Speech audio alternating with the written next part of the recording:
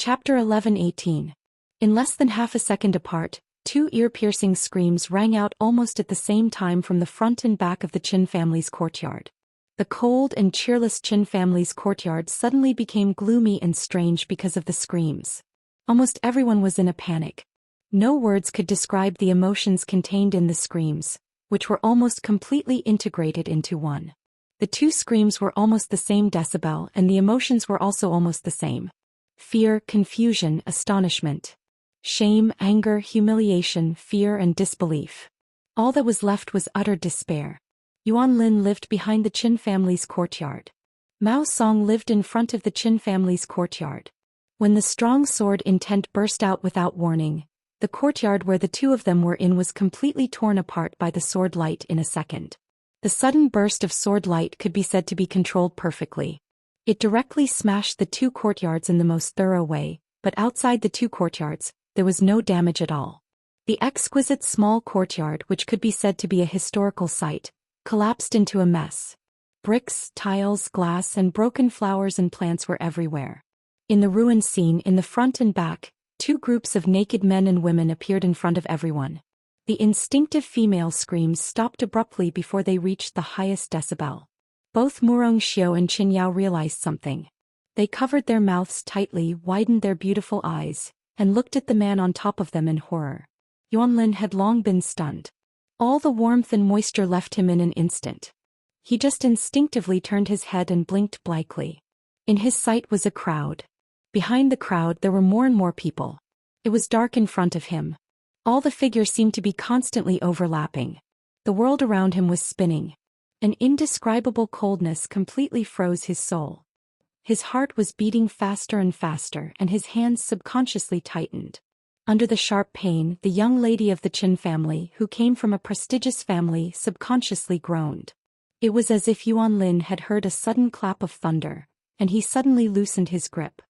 He opened his mouth, but no words came out. In his sight, nightmarish figures stood at the edge of the ruins and saw everything he and Murong Xiao had done. The evidence was completely and clearly placed in front of everyone in a way that no one could imagine. Li Huaqing, Guo Wentian, Hua Xingyang, Li Tianlan, Wu Jingmin, Bai Zhanfeng. One after another incomparably familiar figure, all of them appeared at the scene. In the other direction, after Qin Fangqing's death, Dongqing Wudi, who could be said to be the number 2 figure in Zhengzhou state in terms of actual power and official ranking, also stood on the edge of the small courtyard where Mao Song was with several directors of the North and Southeast groups and 2 members of the Prince group. Front and back. 2 crime scenes. For a moment, there was an incomparably quiet silence. Apart from a few people who already knew the inside story, no one could believe the scene before their eyes. Even Li Huaqing and Guo Wentian couldn't believe it. Before stepping into the Qin family's courtyard, they had no idea what would happen here. All those who wanted to inform Yuan Lin and Mao Song were detained. Several core members of the Qin family led them to Mao Song's and Yuan Lin's residences. Then the sword chi exploded. This image had become a reality. At this moment most people were dumbfounded. Yuan Lin didn't know what to say. Li Huaqing and the others didn't know what to say either. Because it was too sudden and too shocking, their brains didn't even realize what the scene in front of them meant. Is this Qin Fangqing's small courtyard? The young and indifferent voice suddenly sounded. Everyone's heart suddenly shook. Li Tianlan continued to smile with a cold expression. As Qin Fangqing's secretary, I played with Qin Fangqing's daughter-in-law in Qin Fangqing's residence. Who would dare to accept such a script? Qin Fangqing, Qin Fangqing, Qin Fangqing. Li Huaqing's face suddenly changed. Guo Wentian's scalp was numb. Though his whole body was numb. Under everyone's gaze, Qin Fangqing's face completely turned into a strange black and blue color. His breathing became more and more rapid. He reached out and pointed at Yuan Lin. You, after a long time he didn't say a word. Is this the reason why you killed Qin Fangqing? Li Tianlan's voice was like an icy wind blowing through everyone's heart. In order to occupy this woman you attacked Qin Fangqing? There was a burst of thunder. Li Tianlan's voice was very calm. But everyone could feel that the other side was already firing with all his strength. The pressure that the new group, the giant group, had been under these days was constantly released between the lines. No, I didn't. Yuan Lin's face changed dramatically. Kill Chen Fangqing? If this crime was confirmed, he couldn't imagine what would happen to him. Guo Wentian's body suddenly shook, and he barely stabilized his balance with the help of the secretary. After seeing the scene in front of him, the first thought in his mind was the future of the prince group. It was less than 7 days after Qin Fangqing's death. His daughter-in-law, Qin Shi's wife, appeared on the bed of Yuan Lin, the secretary. If this matter was spread out, it would be a fatal blow to the reputation of the Qin family. For the prince group, such a blow would also be fatal.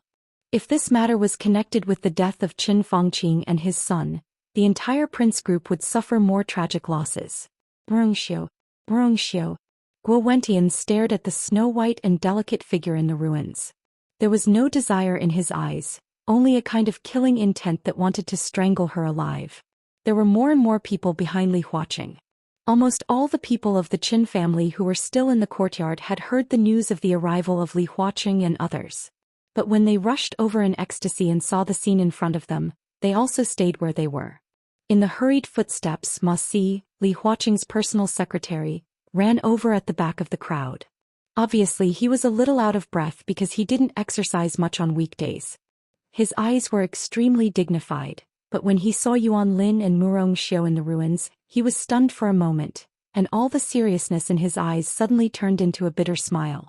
Squeezing through the crowd, Ma Si trotted to Li Huaqing, lowered his voice and whispered, "President, Minister Dongqing has caught Qin Shi's secretary Mao Song and Qin Yao while the granddaughter of the prime minister. The situation over there is almost the same as here." His voice was very low. But Guo Wentian, who was very close to Li Huaqing, still heard Ma Si's report. His body swayed again. He didn't know how to deal with Yuan Lin, but Mao Song actually made the same mistake over there? What kind of secretary did the father and son of the Qin family choose? What kind of judgment did these two people have? If even the secretary they chose was so bad, then what would the people they had promoted over the years be like? Guo Wentian gritted his teeth, stared at Yuan Lin fiercely and gnashed his teeth and said, "You are really good secretaries." Under everyone's watchful eyes, Murong Xiu suddenly screamed and pushed Yuan Lin away from her.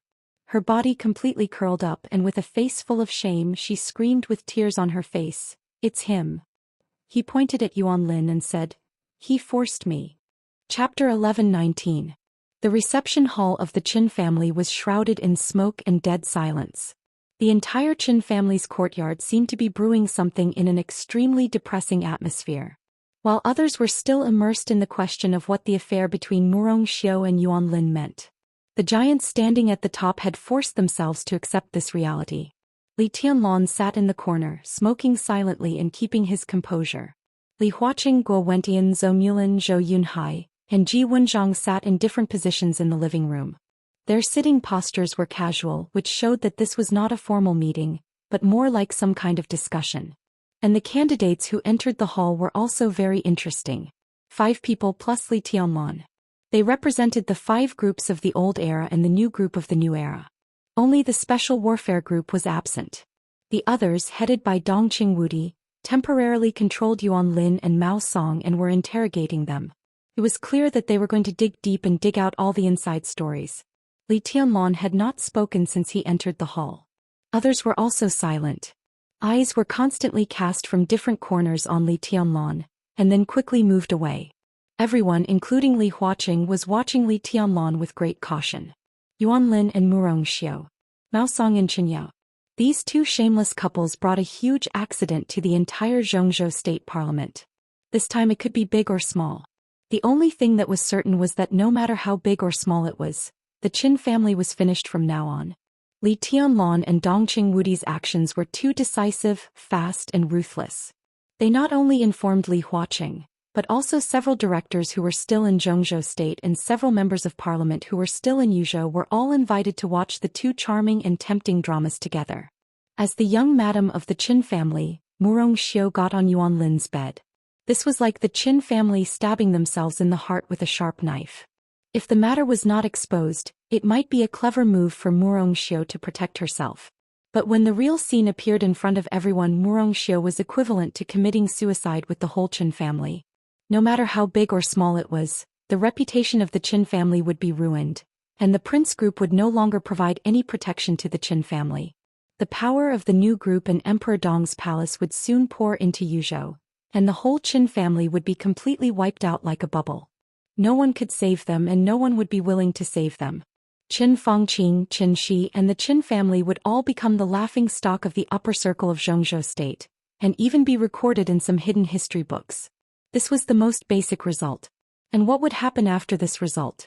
At this moment, even Li Huaqing wanted to find some clues from Li Tianlan's expression. The necessary foreshadowing had already appeared long ago.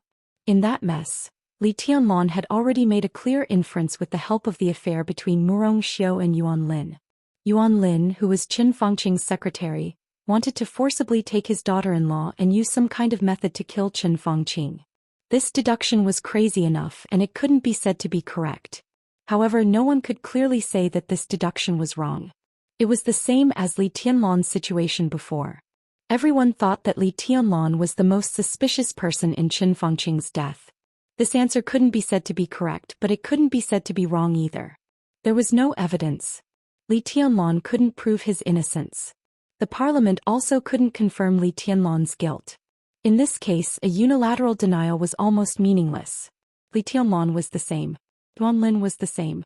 From this point of view, with the help of the affair between Yuan Lin and Murong Xiu, Li Tianlan could extend his inference, and he almost had the best chance to turn the tables in a desperate situation. Li Tianlan's target was not Yuan Lin. Not to mention that he was just a secretary now. Even if Yuan Lin really became the mayor of Yuzhou, Yuan Lin would have to look up to Li Tianlan. Li Tianlan's target revolved around the cause of Qin Fangqing's death. Yuan Lin's matter couldn't prove that Li Tianlan had nothing to do with Qin Fangqing's death, but the suspicion on him was mostly attracted by Yuan Lin. If Li Tianlan took this opportunity to turn the tables and wash away the suspicion on him, Qin Fangqing's death had nothing to do with the new group. What did that mean? All the giants present were a little annoyed.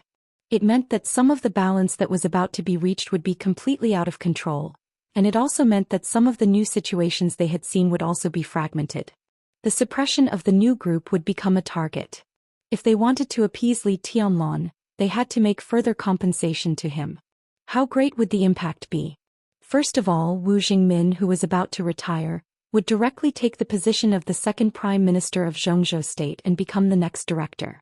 Bai Qingqian would naturally enter the parliament and there would be no other variables. Personnel issues in the various departments of the cabinet became sensitive again.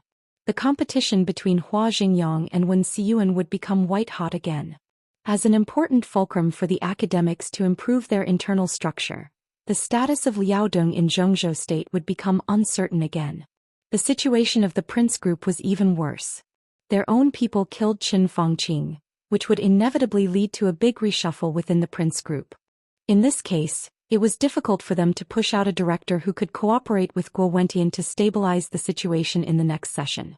Of course, there were such candidates, but it was difficult for the prince group to find a candidate who could be recognized by everyone in the internal reorganization. In the case that they couldn't pass their own internal affairs, the support of the academics was undoubtedly a drop in the bucket. The cooperation between the two sides might come to an abrupt end. Without the support of the prince group, the situation of the academics would become difficult again. The integration of the North group and the new group would continue. Emperor Dong's palace rose rapidly. The giant group completely completed the internal change and integration. This result was also a new balance. But this was the balance that most people didn't want to see at the moment. And this was the most conservative estimate. This was also the situation after Li Tianlan turned the tables. Who didn't know Li Tianlan's temper? Just turning the tables couldn't satisfy Li Tianlan's appetite. Under such great pressure he must fight back. The academics, the Prince Group, the Southeast Group and the Special Warfare Group all had to make appropriate compensation to appease Li Tianlan's anger. What was Li Tianlan going to do? What was he thinking now? Countless eyes met and fell on Li Tianlan. In their sight, the young and silent figure smoked quietly, but the pressure he brought was unparalleled. Ahem. The long silence was interrupted by Li Huaqing's cough. Li Huaqing's voice was still calm and gentle. He said lightly, "What do you think? Say it."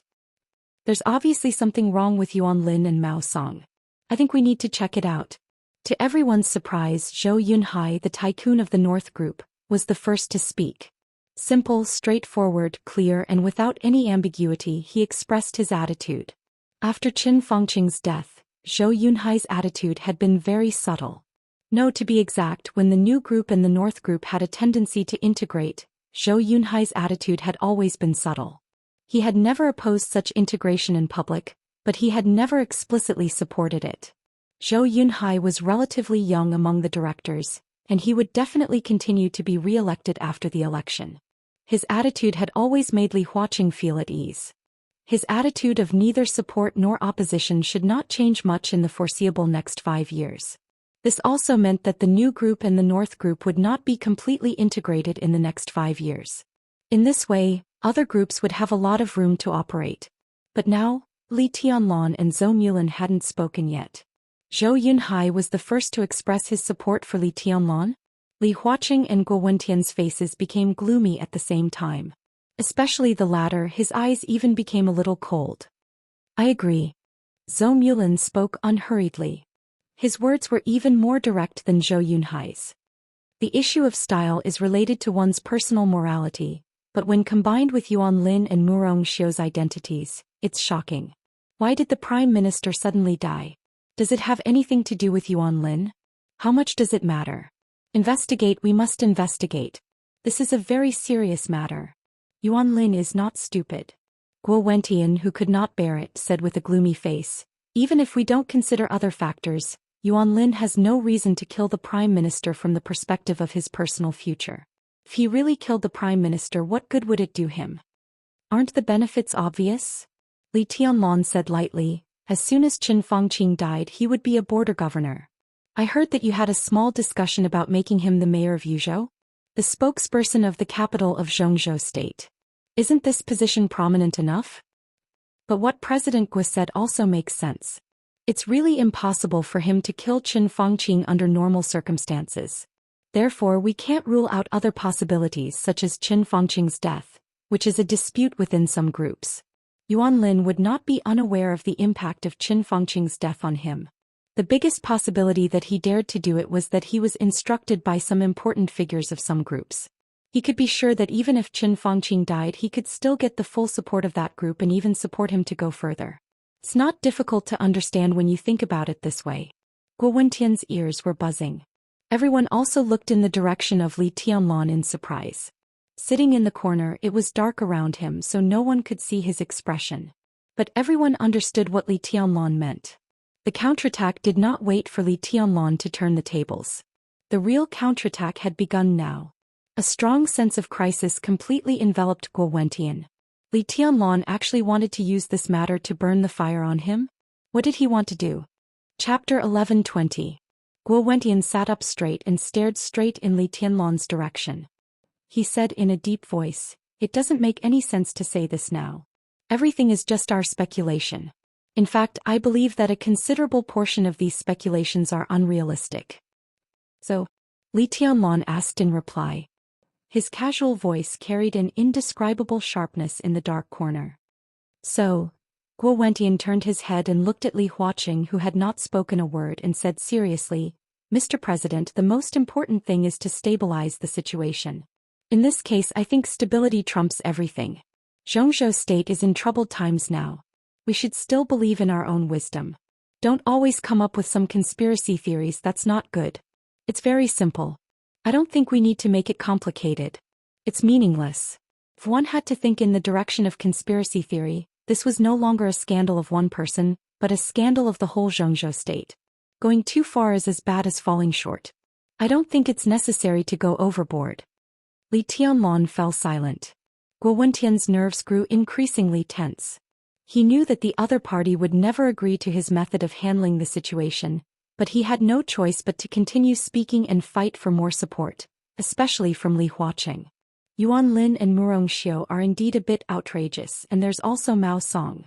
It's all because of the messy things they've done that have corrupted society. I propose that Mao Song be dismissed from office and Yuan Lin be given a major demerit as punishment and transferred to the National Assembly. What we need to do the most in this matter is to quell his influence." Li Huaqing's brows twitched slightly. Guo Wentian's solution was indeed the best one in his mind. If this proposal could be passed, the pressure on Li Tianlan's side would be reduced by more than half, and there would be new variables in the situation. But in the face of today's accident, this could be regarded as the best outcome. But how could Li Tianlan agree to such a way of dealing with it looked good? If Mao Song were to be removed from his position, he would at most be given the position of a deputy governor. Yuan Lin was given a major demerit and transferred to the National Assembly. Guo Wentian obviously still valued Yuan Lin very much. He planned to transfer Yuan Lin to his side and arrange an idle position for now. He would use him again when the limelight was over. But in this way, what did Li Tianlan get for the so-called evidence he had deliberately found? Just to relieve his stress? This young man does. If he was easy to talk to, he wouldn't be Li Tianlan. I disagree. Zhou Mulan's indifferent voice suddenly rang out, calm and unyielding. This is not a matter of appeasing the influence. The nature of this matter was obviously very complicated and it involved many aspects. It was not a matter of a few people's private affairs. Should we investigate the death of the Prime Minister? Should we investigate Xianxi's cause of death? Yuan Lin is such an obvious thing, how can we ignore it? Turning a big problem into a small one, turning a small one into nothing, what was this? There were clues but they didn't investigate them. Instead they went in a messy direction all day. Was this really investigating the cause of the Prime Minister's death? Or is someone using the Prime Minister's death to stir up trouble? If Yuan Lin's matter is reduced to a small matter, it's irresponsible to the cause of Zhongzhou state. It's like covering the lid and deceiving ourselves. If we have to suppress this kind of thing, then what is there to persist in the parliament of Zhongzhou state? Absolute silence. Everyone in the hall raised their heads and looked at Zhou Mulan in shock. Tough, serious, direct and stern in expression. In recent years, Zhou Mulan spoke less and less in various meetings of the parliament. With his silence, the power of the giant group was slowly concentrated on Dongqing Wudi. Everyone thought that Zhou Mulan had retired in advance, but no one expected that on such an occasion today the old man who had been low-key for a long time would suddenly say such harsh words in a stern voice. This was tantamount to directly rebuking Guo Wentian for being irresponsible, unprincipled, self-deceiving and stirring up trouble. Such an attitude was almost tantamount to completely denying the value of the prince group headed by Guo Wentian to Zhongzhou state. In other words, this was tantamount to completely breaking off all pretenses of cordiality. Guo Wentian's body kept trembling. At this moment all the blood in his body seemed to pour into his brain. Sitting in a relatively bright place, he stared at Zhou Mulan and said hoarsely, word by word, "Chairman Zhou, please pay attention to your wording." Zhou Mulan chuckled with some disdain and said lightly, "Chairman Guo, every word I said is worthy of the principles in my heart and of Zhongzhou state. Compared with the various effects caused, I prefer to eradicate some tumors inside Zhongzhou state now. Serious diseases require strong medicine. Some things can be compromised and handled in a low-key manner, but some things have to be done. If we can even vaguely explain the cause of the death of a country's prime minister, then the whole Zhongzhou state is in danger." He was determined to retire next year. Therefore his words were powerful and loud without any scruples at all. "I support Chairman Zhou," Zhou Yunhai said in a low voice. "Why don't we investigate such obvious clues? If we can turn a blind eye to this, then what is the purpose of our previous investigation? Is it really to stir up trouble with the cause of the Prime Minister's death and finally cause chaos in the world? What happened to Yuan Lin seems to be a personal loss, but in fact it is not so simple. We must investigate to the end. Deceiving ourselves and others, turning a blind eye to everything, thinking of turning big things into small things and small things into nothing. Then no matter how prosperous our country is, it will be a false prosperity. If we sleep in this false prosperity and don't care about anything in the long run, our country will no longer be a country." Guo Wentian already did not know how to react. Li Huaqing's body suddenly shook for a moment. Zhou Yunhai's voice was low and slow, but every word was like a knife. The sharp edge between the lines stabbed Guo Wentian to pieces, but the actual meaning was completely aimed at him, the president. There was no doubt that the North Group was expressing its dissatisfaction. The other party might understand his intention of stability, but the so-called stability could not be a bottomless concession and compromise. Otherwise, the so-called stability and prosperity obtained by this means would be false. The country would not be a country. This sentence was even more serious than Zhou Mulan's harsh words and stern countenance. This was no longer a matter of taking sides. This was the fundamental principle that Zhou Yunhai and Zhou Mulan really attached importance to. They could completely understand what Li Huaqing did after Qin Fengqing's death. But there was no doubt that if today's matter was suppressed, Li Huaqing's principles would undoubtedly be greatly questioned. I suggest that a special task force be set up immediately to thoroughly investigate this matter. The police department will follow the development of the case throughout the process. I support Minister Zhou's proposal. Ji Wenzhong said calmly. The Ministry of Supervision will immediately organize a special task force to investigate. Li Huaqing was silent and did not speak for a long time. Until a knock on the door suddenly sounded. Ma Si, who looked extremely serious, walked in. He hesitated, quickly came to Li Huaqing's ear and whispered something. Li Huaqing was slightly stunned, and then his face suddenly became serious. Chapter 11:21. Although it was a centralized interrogation, the weight of Yuan Lin and Mao Song was obviously different. Dongqing Wudi, Wan Qingyun, Hua Xingyang, several counselors almost poured all their firepower on Yuan Lin. The interrogation was not serious in both the occasion and the form. It was arranged in a very comfortable living room, but as time went by, the atmosphere in the living room became more and more depressing and desperate. I didn't force her. The despair in Yuan Lin's eyes grew stronger. It was not that he couldn't bear the pressure, but that he knew very well what it meant. It seemed to be an affair between him and Murong Xiu. But once it was connected with the death of Qin Fengqing and Qin Shi, no one could bear the pressure. A few hours ago he was still on top of Murong Xiu's body, fantasizing about holding the beautiful lord in Yuzhou. A few hours later he had fallen from heaven to hell. In particular, Murong Xiu, that bitch, had backstabbed him. Yuan Lin knew very well that he was finished. No matter how Zhongzhou State would deal with him, he would have nothing. Being able to keep his life was already the best outcome. She seduced me. I made a big mistake on impulse. Yuan Lin's slow and trembling voice slowly echoed in the living room. I am responsible for this matter. I have to make a self-criticism to the parliament and deeply reflect on my mistakes. I didn't control myself. No one can resist the temptation. I failed to live up to the training and education of the parliament over the years. You like to make self-criticism. There will be many opportunities in the future. Dongqing Wudi directly interrupted Yuan Lin's almost muttering voice and said calmly, Secretary Yuan, the matter between you and Murong Xiu is not something worth paying attention to. What's truly worthy of our attention is what else you've done behind the scenes of this incident. Yuan Lin's body shook. He looked at Dongqing Wudi blankly and did not speak. How long have you and Murong Xiu been together? Dongqing Wudi asked. 6 days. Yuan Lin was silent for a while and said hoarsely. The living room was slightly quiet for a moment. 6 days. 6 days ago in the afternoon, Qin Shi died in the Qin family's yard. That was to say, on the night of Qin Shi's death, Murong Xiu appeared in Yuan Lin's bed? How impatient were these two people? Ridiculous. Dongqing Wudi shook her head. I know I can't be forgiven for my mistake this time. I'm willing to confess everything I know. But I can guarantee that this is just my personal style and has nothing to do with anything else. I have never done anything to let the Prime Minister down. Dongqing Wudi glanced at him without any expression, then lowered his head and took out a file that he had brought from the army headquarters before he came to the Qin family. The file had been specially encrypted, which meant that only a very small number of people in the entire military could read it. Dongqing Wudi glanced down and said in a calm voice, You can state your opinion, but there are some things we must investigate in detail. First of all, Secretary Yuan, tell me, where were you 26 days ago between the early morning of December 3rd and 2 o'clock in the afternoon of the 4th? Between the morning of December 3rd and 2 o'clock in the afternoon of December 4th. Yuan Lin was a little dazed and confused. He subconsciously whispered, I don't remember. I can remind you.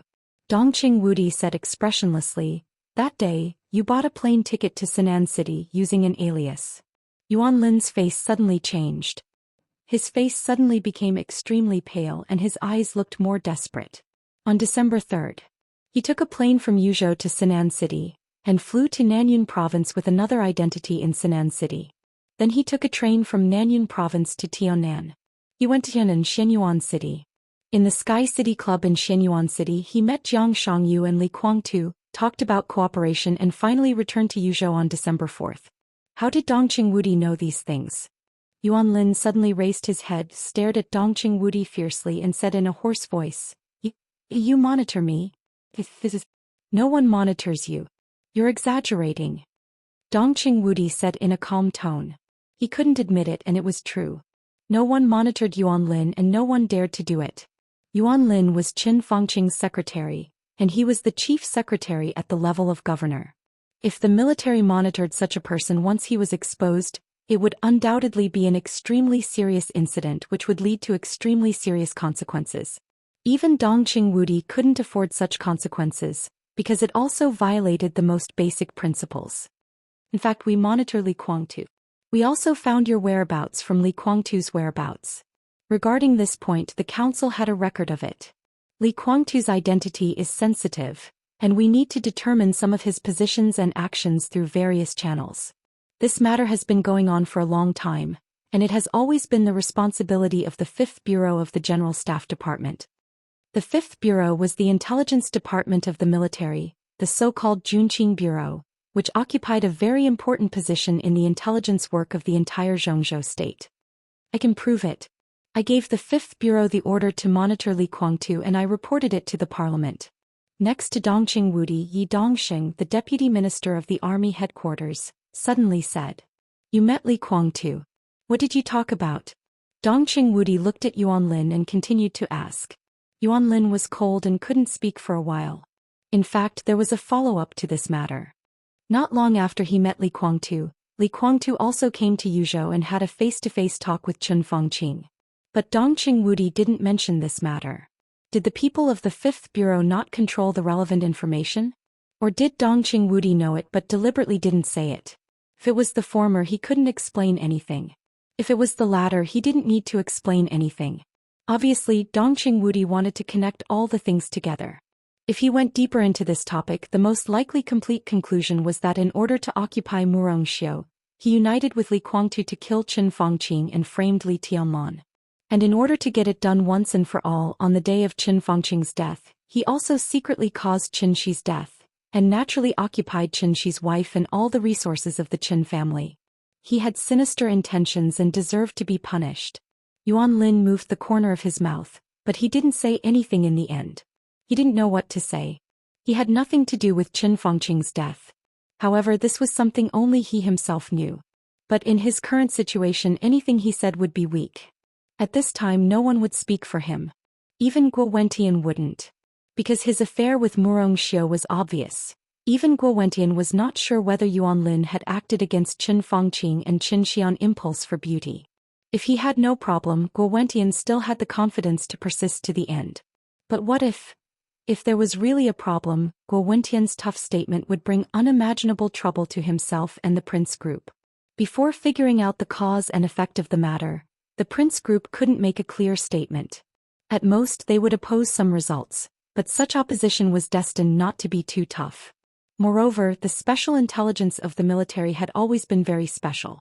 There were some things that, except for Dongqing Wudi, Yi Dongxing and a few others, even the president didn't know, such as Yuan Lin's secret appointment with Li Guangtu and the secret talk between Li Guangtu and Qin Fangqing. Yuan Lin wasn't sure if Dongqing Wudi and Yi Dongxing knew that Li Guangtu and Qin Fangqing had met, but it didn't matter. What mattered was that as long as he kept this matter under wraps and only mentioned his meeting with Li Guangtu in Xianyuan City, then it would be impossible to explain. In order to possess Murongxiu? This motive was indeed a little weak. But what if it was to possess Murongxiu and monopolize the resources left by Qin Fangqing? This was very realistic.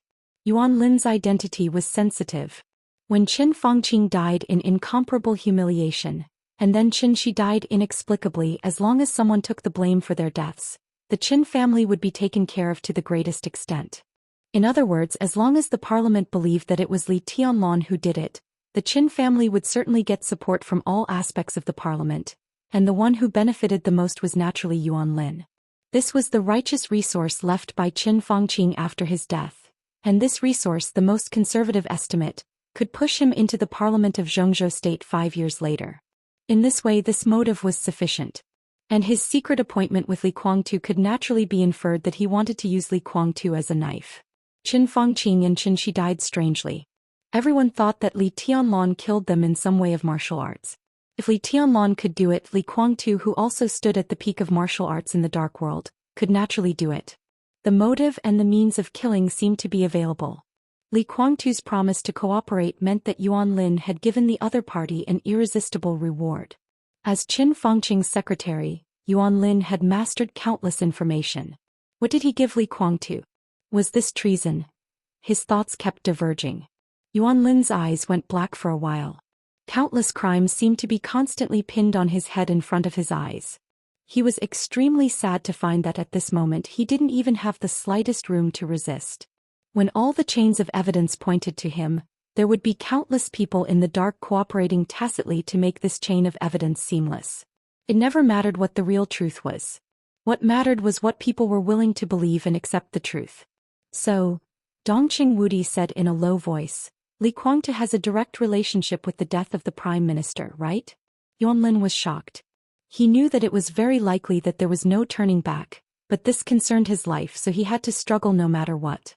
However, just as he was about to retort, a hoarse voice rang out. That voice was incomparably tired, incomparably numb, and filled with intense bitterness.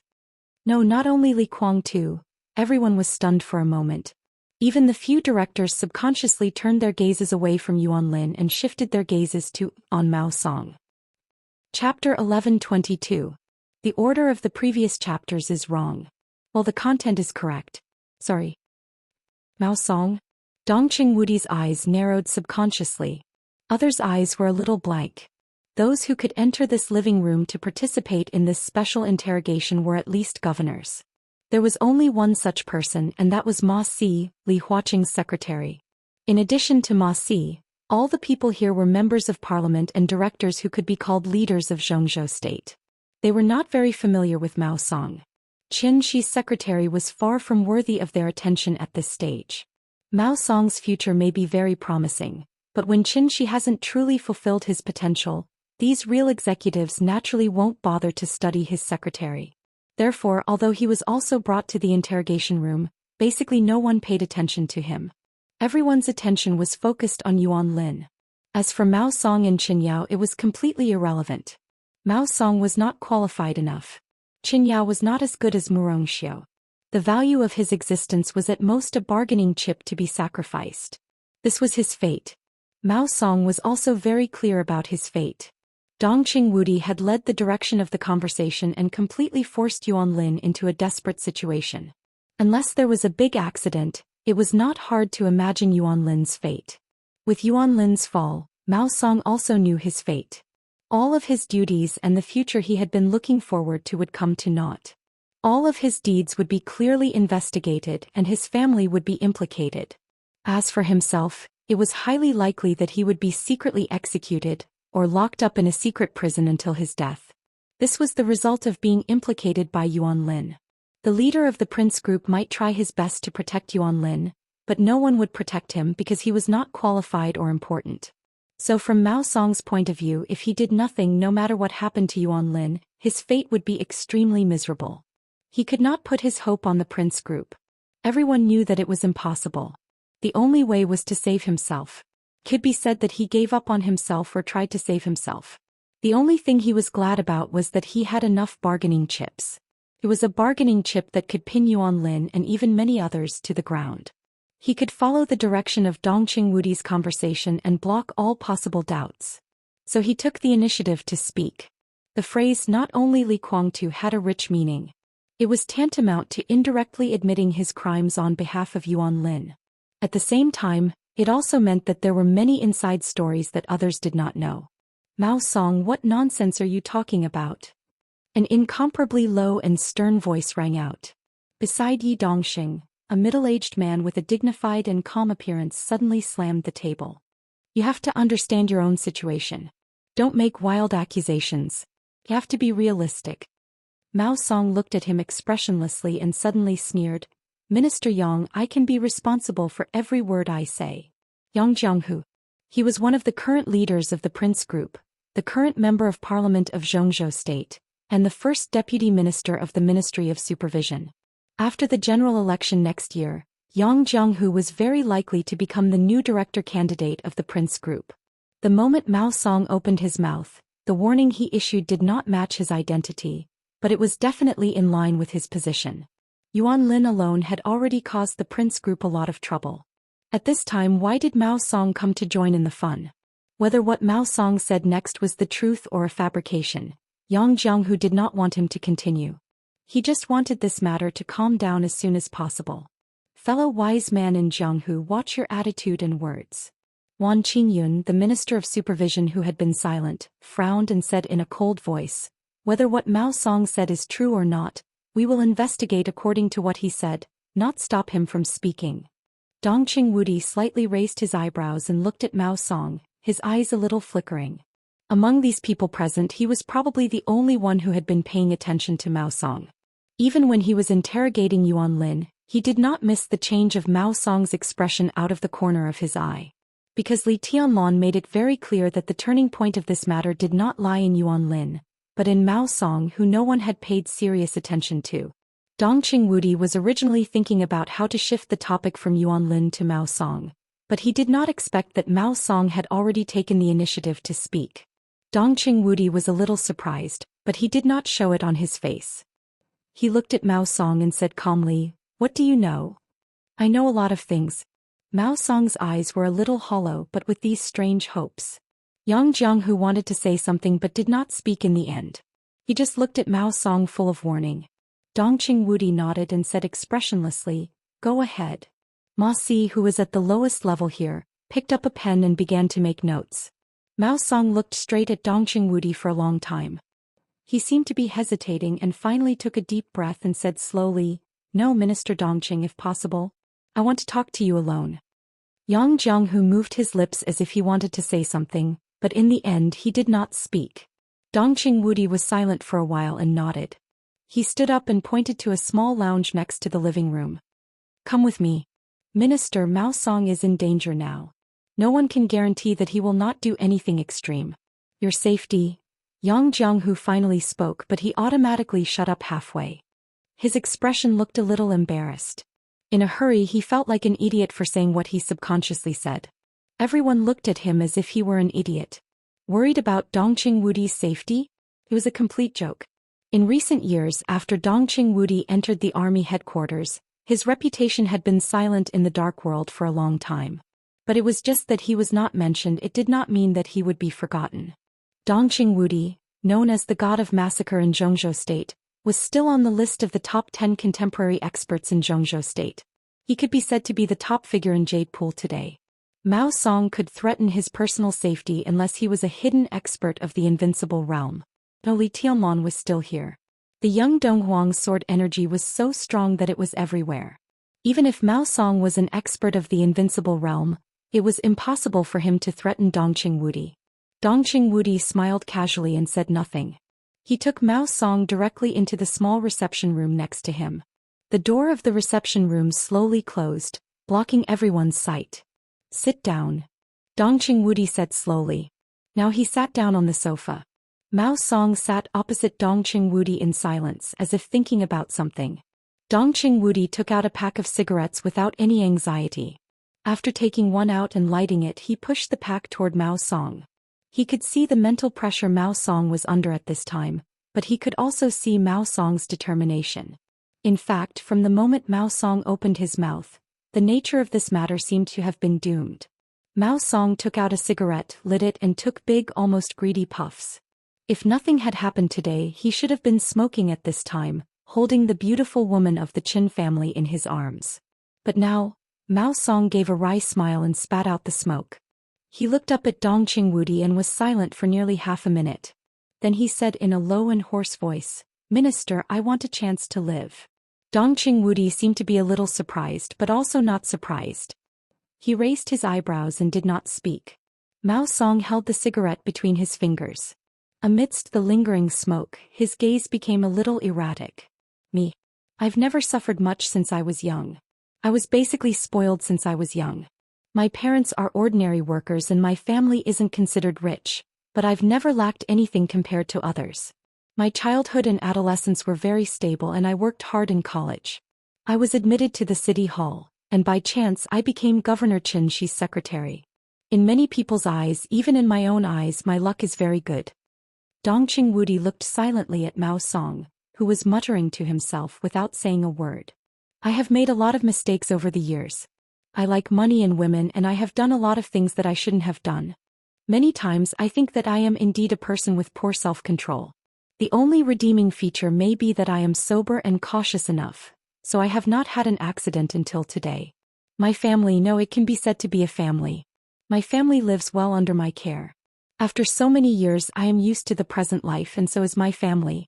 I think if such a life suddenly encounters an accident, my family will not be able to live and so will I. Minister, I want to live well away from Jingji and even away from Zhongzhou state. His voice was low but it was getting calmer and calmer. Dongqing Wudi looked at him for a long time and then said with no expression, "Before there is a clear result, I can't give you any promise."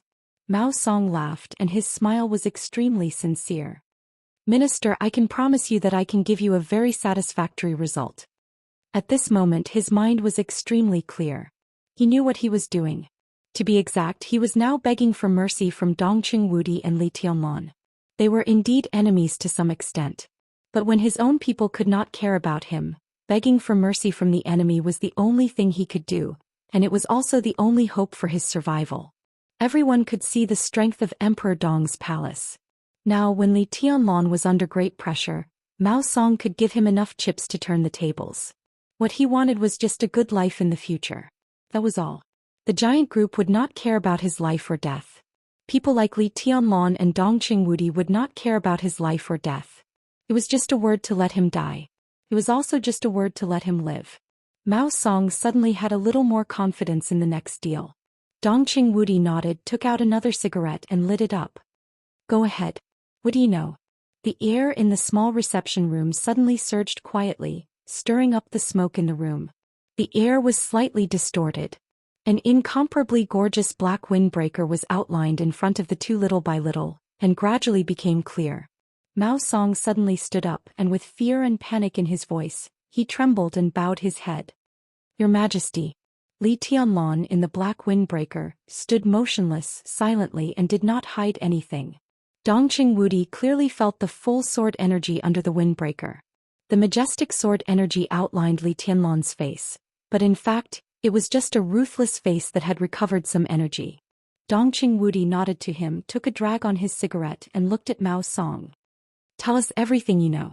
I'm not sure if the purgatory of heaven capital has a direct relationship with the death of the Prime Minister." Mao Song whispered. Ruthless stood silently in front of Mao Song, motionless, like a statue without the slightest vitality. Dongqing Wudi quietly hummed and waited for him to continue. "If your Majesty and the minister want this result, I can testify against him." Mao Song continued. "Is that what you want to say?" Dongqing Wudi suddenly asked. What he wanted was some kind of evidence, not evidence, especially from Mao Song. Such evidence was obviously not enough. More than that. Mao Song thought and simply followed Dongqing Wudi's meaning. It was not only Li Guangtu who killed the Prime Minister, but also Jiang Shangyu. The sword energy in the reception room fluctuated for a moment for no reason. The black windbreaker fluttered gently. When Mao Song said Jiang Shangyu's name, Ruthless seemed to lock onto something. At this moment it gave Dongqing Wudi a very clear thinking emotion, or was searching for something. Jiang Shangyu. Dongqing Wudi murmured to himself and narrowed his eyes. At this moment he suddenly realized that maybe he would get unimaginable gains from Mao Song, who no one paid attention to. Dongqing Wudi took the initiative to hand Mao Song a cigarette and said flatly, "Go on. What I can be sure of at present is that the death of Governor Xianxia is directly related to Jiang Shangyu, and I can show evidence." "What evidence?" Dongqing Wudi's eyes gradually lit up. "Some recordings and myself." Mao Song gave a wry smile. Dongqing Wudi was silent for about 10 seconds. His body slowly leaned on the sofa and he said calmly, "You mean you killed Xianxia?" "I didn't want to kill him myself." Mao Song whispered. "Jiang Shangyu gave me a kind of medicine which looked a bit like 4-leaf grass. He told me to crush this leaf into powder and give it to the governor. I gave the governor 3 leaves and the last one is with me now." According to what Jiang Shangyu said at that time, the governor would not die directly because of this, but he would have a very strong hallucination, so he would do something extreme to His Majesty Li Tianlan. In this way, the governor was likely to die directly in the hands of His Majesty Li Tianlan, which would further prove his guilt. Even if His Majesty restrained himself at that time, the governor would become insane because of the strong hallucination, and even attack the people around him. In this way, he was likely to be killed by the guards around the directors. In the autopsy report after his death, it was easy to give the conclusion that the governor had been hypnotized at that time. Then Jiang Shangyu would expose the fact that Patriarch Qin Weibai was good at hypnosis in the spiritual domain, which would not only put more pressure on His Majesty, but also drag the Lin clan into trouble. He said numbly, and at the same time he took out a small green leaf from his pocket. The leaf was in a transparent fresh-keeping bag. Mao Song put the leaf in front of Dongqing Wudi and whispered, "Jiang Shangyu gave it to me, and so did the fresh-keeping bag. There should be his fingerprints on it." Dongqing Wudi, whose heart was in turmoil, restrained his expression and just asked, "In addition to the possible fingerprints, what other evidence do you have?" Recording. "There is a USB flash drive in my room, hidden under the bed and glued to the bedboard. It should not have been destroyed." A black shadow instantly separated from Wu Qing's body and rushed out of the reception room. Mao Song merely blinked his eyes and the black silhouette once again merged with Wu Qing. A black USB flash drive appeared on the coffee table, still spinning and shaking slightly. Dongqing Wudi and Mao Song's eyes fell on the USB flash drive at the same time.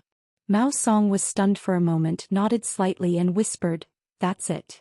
There was no equipment to play the recording in the reception room, so Dongqing Wudi carefully put away the USB flash drive. "How did Jiang Shangyu get in touch with you?" Dongqing Wudi asked. "Through the shade." Mao Song told him everything he knew, and every word was true. What he said was the truth, so it was particularly logical. "The shade is in the Phoenix Pavilion, codenamed Red Snow." Dongqing Wudi was a little confused and asked, "What is the Phoenix Pavilion? Who is Red Snow?" "The Phoenix Pavilion is a secret organization of Kunlun City." Mao Song laughed in a low voice. "It is also the core organization of Kunlun City. I don't know how long this organization has been established, but it is certain that the existence of this organization weaves an unimaginable network for Kunlun City. The members of the Phoenix Pavilion are all different women and men of various styles.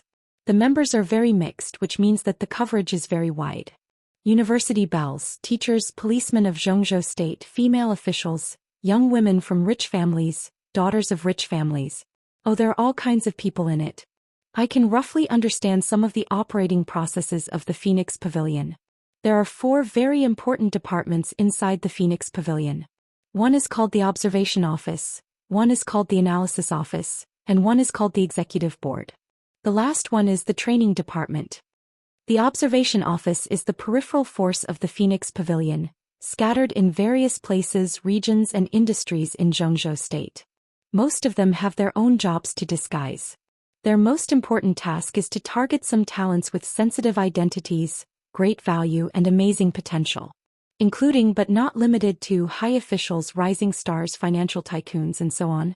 The Observation Office will regularly make a list, summarize it annually, and then delete some that are not so reasonable.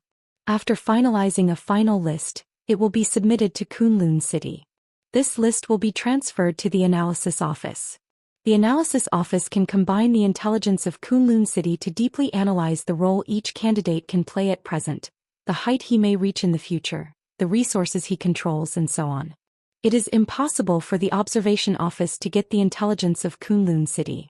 Relying on this intelligence, the Analysis Office simplifies the list provided by the Observation Office and forms the final list.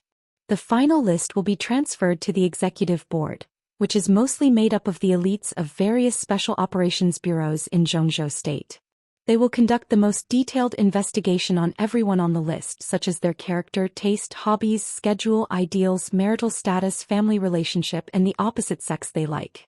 They can even investigate their previous friends of the opposite sex and their current wives or husbands, understand the reason for their breakup, understand the couple's conflicts in their current lives, and so on. All the details are within the scope of the Executive Board's investigation, even down to what brand of toilet paper they like. The executive board will eventually produce a detailed investigation report and transfer it to the training department. Based on the investigation report, the training department will screen candidates in the Phoenix Pavilion who meet the target's taste. For example, Mao Song paused and then smiled with some complexity. For example, me. I like to be quiet and reserved. It's best if she has an oval face, long hair, big eyes, a pair of slender, beautiful legs, good personal culture, has received higher education, loves music and classical dance, and is 1.7 to 1.75 meters tall with a decent job. The observation office will put my name on the observation list and send it to Kunlun City in the summary. Kunlun City will hand over the list to the analysis office. My name will be confirmed after combining various analyses. Then the executive board will use various ways to learn all kinds of information about me, and finally form an investigation report and send it to the training department of Phoenix Pavilion. The training department will select suitable candidates from various groups in the Phoenix Pavilion. My preference is relatively simple and easy to satisfy. But if the opposite sex I dream of doesn't exist in the Phoenix Pavilion today, then the investigation report about me will be transferred to the observation office again, and the observation office will start to mobilize resources, such as the police department and the resources of various special operations bureaus, to find and lock the target for me all over the country and even the world. After the target is locked, it will be transferred to the executive board again, which will make a detailed action plan. It will use various means to get the target to the Phoenix Pavilion, and then join the training department for special training and brainwashing for a long time. When the other parties' training and brainwashing are all qualified, the trainee will be transferred to the executive board again, and the people of the executive board will arrange various accidents and occasions to let her appear by my side smoothly. Such a candidate will basically be the lover I dream of. There's almost no error. Her existence perfectly matches all my fantasies about the opposite sex. She targets my weakness and makes me almost unable to resist. I will completely fall for her in a very short time. In this way I will have a chess piece of Kunlun City by my side. When she gains all my trust, the executive board will make the next plan. If everything goes well, I will also become a chess piece of Kunlun City. At least I can become a force that Kunlun City can use. Mao Song said and lit another cigarette. He smoked silently. After a long silence he suddenly laughed and said, "Of course this sounds a little troublesome, but this is a special case. Most people don't have two impossible requirements for their dream lover. The various women in the Phoenix Pavilion are enough to deal with most situations. After joining the training department, they can perform long-term tasks after short-term training. Unless there is a particularly valuable target, Kunlun City will spend a lot of manpower and material resources to tailor a dream lover for the target." Phoenix Pavilion. Kunlun City. The calmness on Dongqing Wudi's face had completely disappeared, leaving only solemnity. Kunlun City had only appeared in Zhongzhou State for more than 20 years. But the Gu family, which had struggled under the majesty of the Li family, had a very long history. So, strictly speaking, how long had the Phoenix Pavilion, which belonged to the Gu family, existed?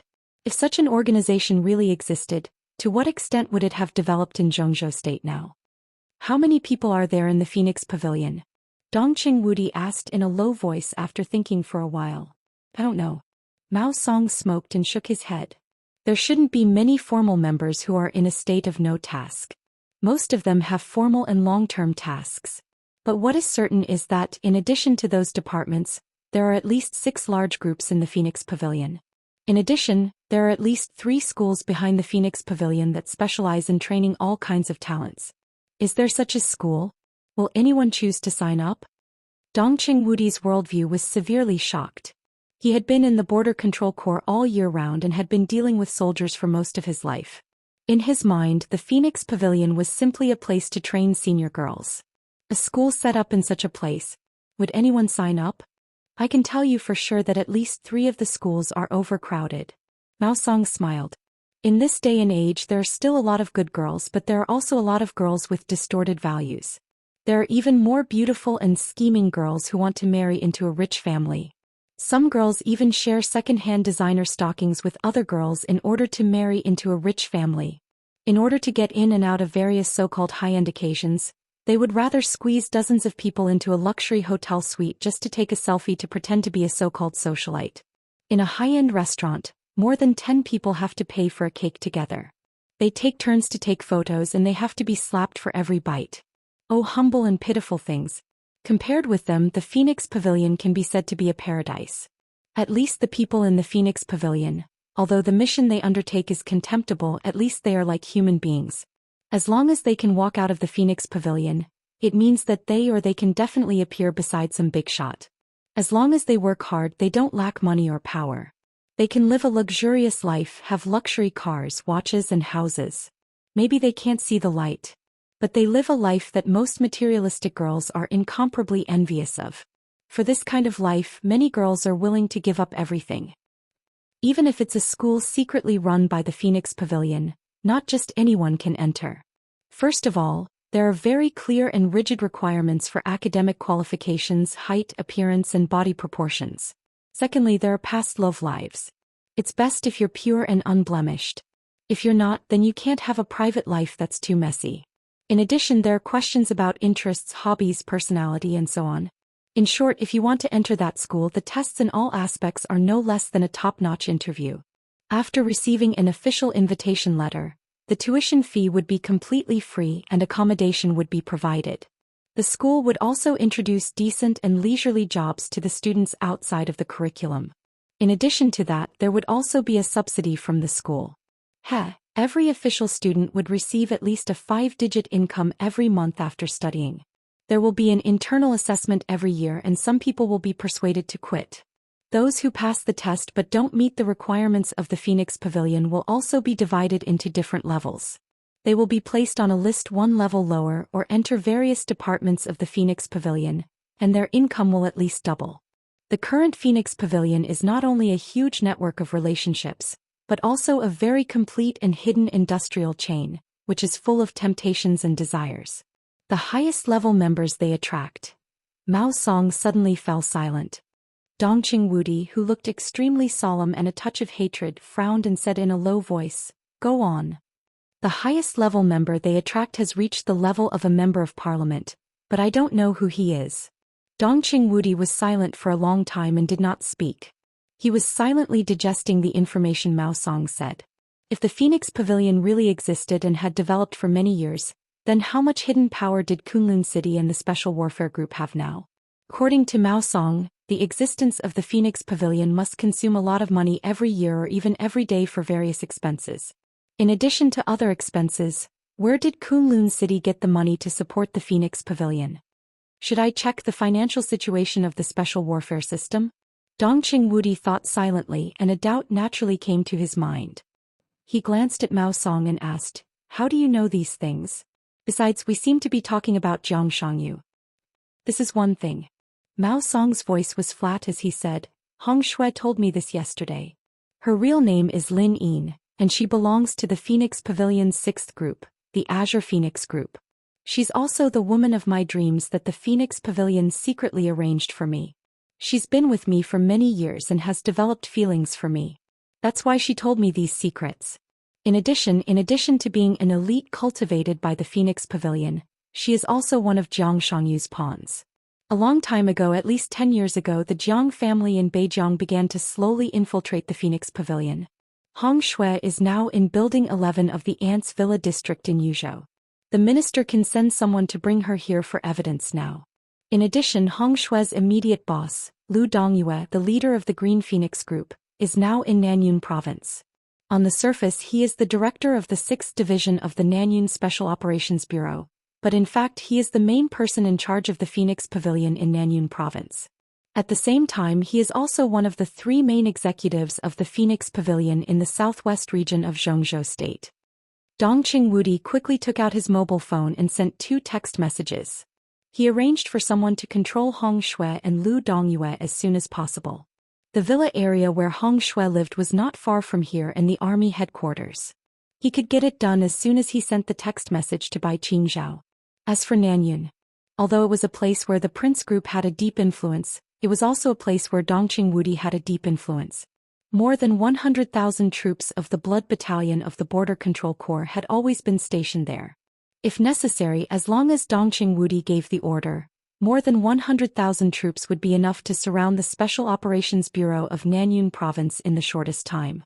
After doing all this, Dongqing Wudi subconsciously raised his head and glanced at Wu Qing. Wu Qing was still standing quietly, but he turned around and was staring at the leaf in a fresh-keeping bag on the table, as if he was thinking about something. Dongqing Wudi had intended to get up and call Yi Dongxing and the others in to make a record, but after thinking about it he didn't move.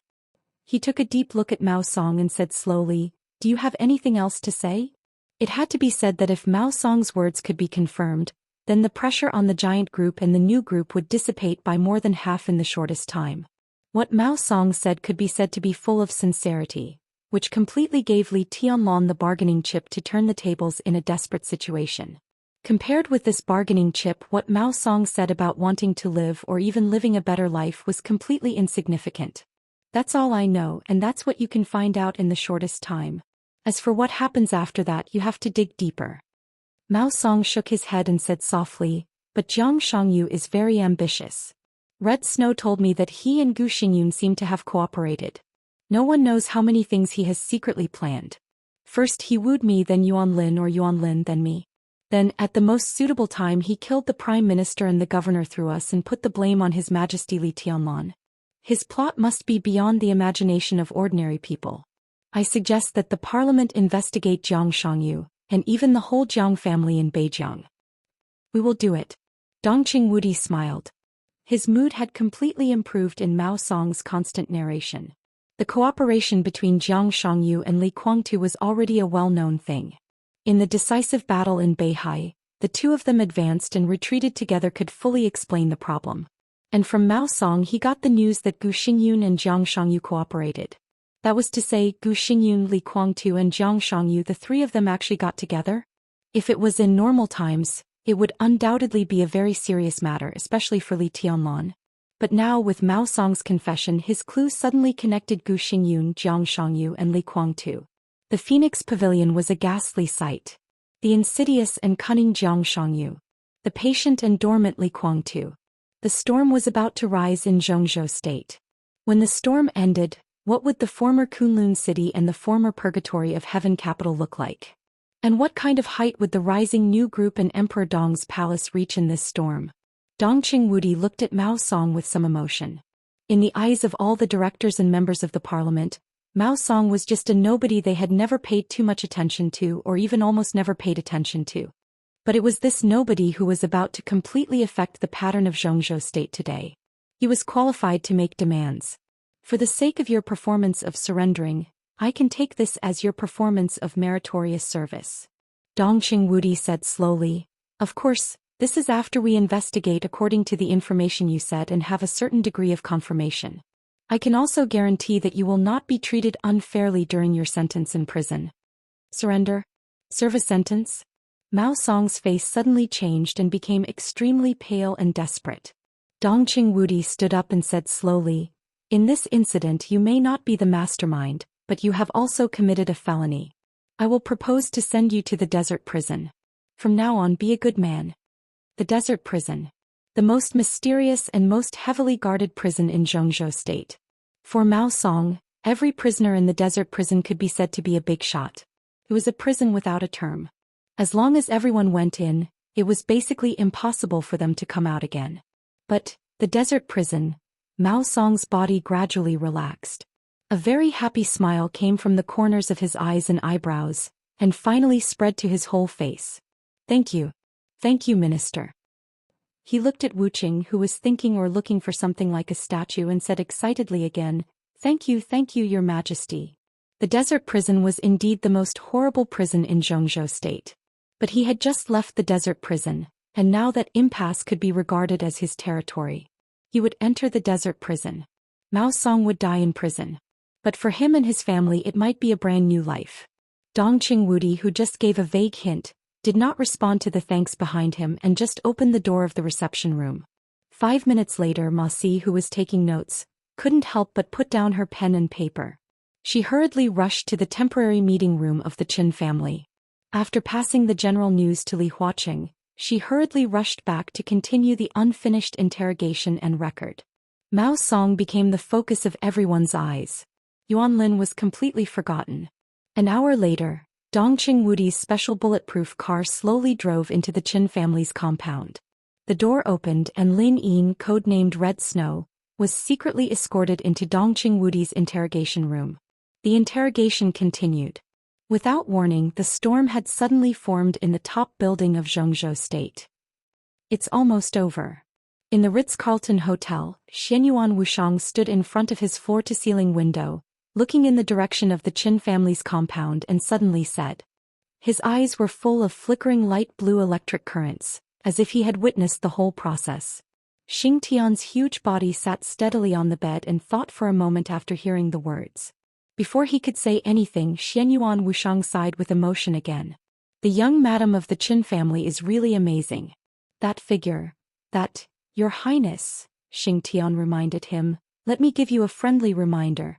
You have an engagement with the princess of the Dragon Clan, and that fiancé of yours has a higher authority than you. Although it's only a little, her path is completely different from yours. The smile on Xianyuan Wushang's face froze for a moment, and then gradually became distorted. He turned his head and looked at Xing Tian silently. After a long while he smiled without a smile and said, Do you think she knows what jealousy is? Xing Tian was silent. After a long while he said, You also have an engagement. Your appreciation of other women is easy to cause the princess's dissatisfaction. It has nothing to do with jealousy. The women of the human clan here are not suitable for you. Don't talk to me about women. Xianyuan Wushang said indifferently. There was a touch of despair in his eyes. What are women? Women are not suitable for me. I am a man. I am a real man. The corner of Xing Tian's mouth twitched. Xianyuan Wushang gritted his teeth. A real man should king a robot. Xing Tian coughed and wisely changed the topic. I don't think the parliament will cancel the alliance between Jiang Shangyu, Li Guangtu and Gu Xingyun. This matter has nothing to do with anyone's will. The final result may be very lively, but this alliance should not disappear in a short time. Xianyuan Wushang turned around again and looked in the direction of the Qin family's courtyard. What's the reason? Checks and balances. Xing Tian said calmly. This alliance is now the only power in Zhongzhou State and even the whole dark world that can check and balance His Majesty. His Majesty sometimes does something out of line. No matter what the reason is, Jiang Shangyu's alliance will be kept. Of course, the parliament will inevitably make appropriate concessions. In fact, our goal has been achieved. The rise of the new group is unstoppable, and it is even stronger than expected. Checks and balances, stupid. Xianyuan Wushang shook his head. After this matter, let's wait until that ridiculous alliance survives. Xing Tian's words became more and more cautious. He said softly, judging from His Majesty's current combat capability, he can only guarantee that he won't be defeated at most in the face of Jiang Shangyu, Li Guangtu, Gu Xingyun and other things that we don't know about. The possibility of him winning is not high, and this is under the condition that he has the characteristics of level 8 authority. His Majesty now seems to only embody some abilities of level 7 authority of Heaven Ju. If he wants to fight with Jiang Shangyu's alliance now, the chance of winning is not big. You have never reached level 8 authority in martial arts before, have you? Xianyuan Wushang suddenly asked. Xing Tian was stunned and then said quietly, My main authority has always been calligraphy. So you don't understand. Xianyuan Wushang said softly, The level 8 authority of martial arts has to go through life and death. If Big Brother's breakthrough this time was not incredible, I would not dare to take too many risks. But his breakthrough this time is too exaggerated. He has just broken through, but he already has the characteristics of level 7 authority. Although his actual combat capability is far less than that of a real Heaven Jew, if he is out of the real environment, the authority can't be copied. This also means that these thresholds are not obstacles for Big Brother at all. What he needs is experience and the authority in the future. Whether it is restarting or ending, these are always his authority. Xianyuan Wushang thought quietly and said softly, Before there is a breakthrough in sister-in-law's dream, level 8 authority is Big Brother's limit, but it is also a crucial element. He must go through life and death to really understand something. Xing Tian was silent. He could roughly determine the current direction of Jiang Shangyu, and from the leaf that Mao Song took out he could roughly understand Jiang Shangyu's surrounding environment. Now he might still be in Miracle City, but the place where he was already equivalent to the Chaos Camp or the Shadow Camp. In such an environment, Xianyuan Wushang and Xing Tian would expose themselves as soon as they took action. It was difficult for them to even get close to the forest, let alone follow Li Tianlan to that forest. When they were not sure what the state of the shadow creature behind Jiang Shangyu was, they did not dare to rashly describe it, otherwise they might even hurt Li Tianlan. The parliament had already investigated the problem. With Li Tianlan's temper, since he knew the existence of Jiang Shangyu, it was impossible for him to pretend that this thing had not happened. His character was not destined to let him swallow this anger. And the reality would also make him try his best. Even Xing Tian knew that Li Huaqing and others would not give up the Jiang Shangyu alliance, the only chess piece that could balance Li Tianlan. How could Li Tianlan himself not know? However, in the face of the evidence given by Mao Song, it was really not so easy to make a decision to protect the Jiang Shangyu alliance. The parliament needed to discuss, play and discuss. And before the official result appeared, it would also be when Li Tianlan could unscrupulously retaliate against the Jiang Shangyu alliance. Time was very limited. When the parliament made a decision, many things would not be easy to change. Li Tianlan either accepted the compensation and reached a new balance with the major groups in Zhengzhou state, or, no, there was no other choice. This was his only choice. Now all aspects need time. Xianyuan Wushang whispered, it depends on who can seize the opportunity first. In the past decades, Li Shi's life finally ushered in a very rare period of peace. Her short-term life in Emperor Dong's palace was stable and leisurely. As the third deputy palace master of Emperor Dong's palace, her injury was no longer a problem after being treated by Xianyuan Wushang, so she naturally became the strongest of the three deputy palace masters. However, unlike Situ Tsongyue and Saint, she had nothing to manage in Emperor Dong's palace. The position of deputy palace master seemed more like an idle position when there was nothing to do. Li Tianlan gave her a piece of land in front of a garden villa in Emperor Dong's palace.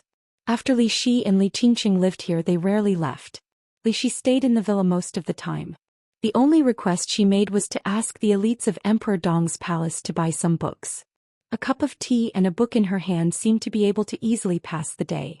Li Qingqing occasionally walked in Emperor Dong's palace, but most of the time she accompanied her mother or took care of the flowers and plants in front of the villa. There were no maids, gardeners, or cooks in the villa. Occasionally, there were logistics personnel who delivered meals to the mother and daughter. But more often, the mother and daughter went out to buy some simple vegetables and cooked by themselves. They lived in Emperor Dong's palace in this way. They did not integrate into Emperor Dong's palace, but they did not tidy up either. It seemed that they lived in peace and isolation. Qingqing, is this kind of life what you want? In the gradually darkening night, the exquisitely decorated villa turned on the lights. After dinner, the mother and daughter were washing the dishes in the kitchen. Feeling the cool and clear water droplets falling on their hands, Li Shi suddenly turned to look at her daughter and asked. Li Qingqing looked at Li Shi with some doubts and then lowered her head to wash the dishes. She stood straight, lowered her head and blinked her eyelashes, looking focused and docile. It's actually very good. It's very quiet and relaxed.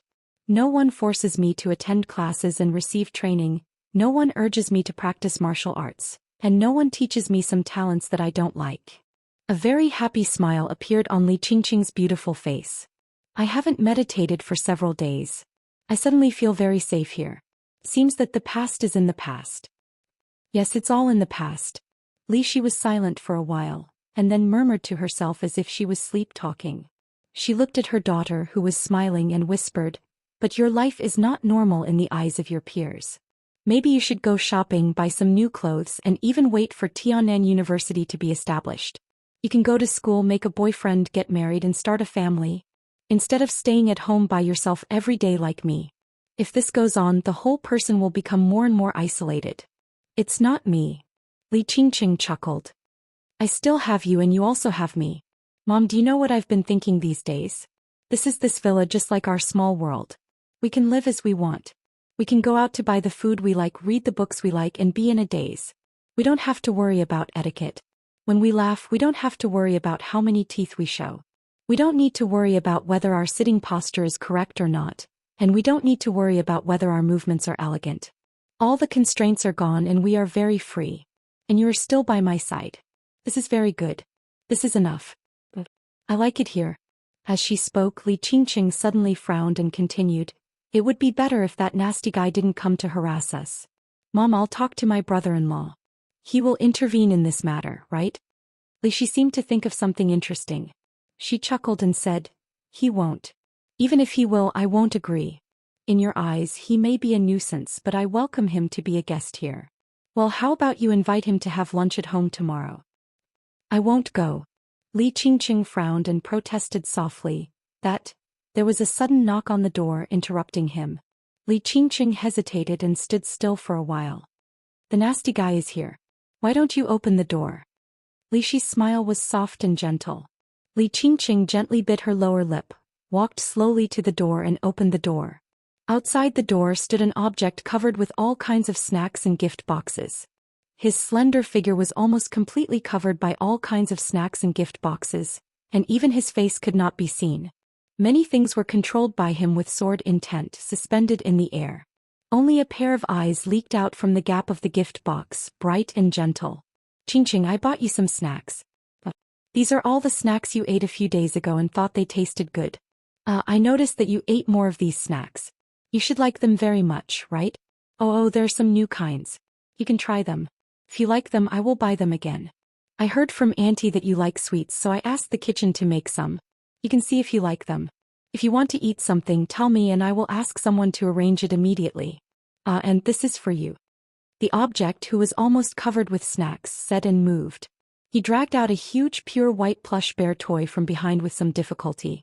Li Qingqing looked at this scene in a daze. Her eyes were a little happy, a little angry and a little helpless. The object covered with snacks walked in cautiously. Li Shi came over after cleaning up the kitchen. When she saw this scene, she was stunned subconsciously. Countless snacks were walking forward cautiously.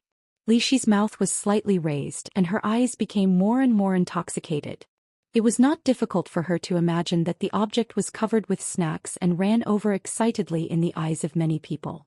Looking at Li Qingqing, who was at a loss, Li Shi winked and turned around to make tea with a smile. "You are so stupid. Why do you have so many?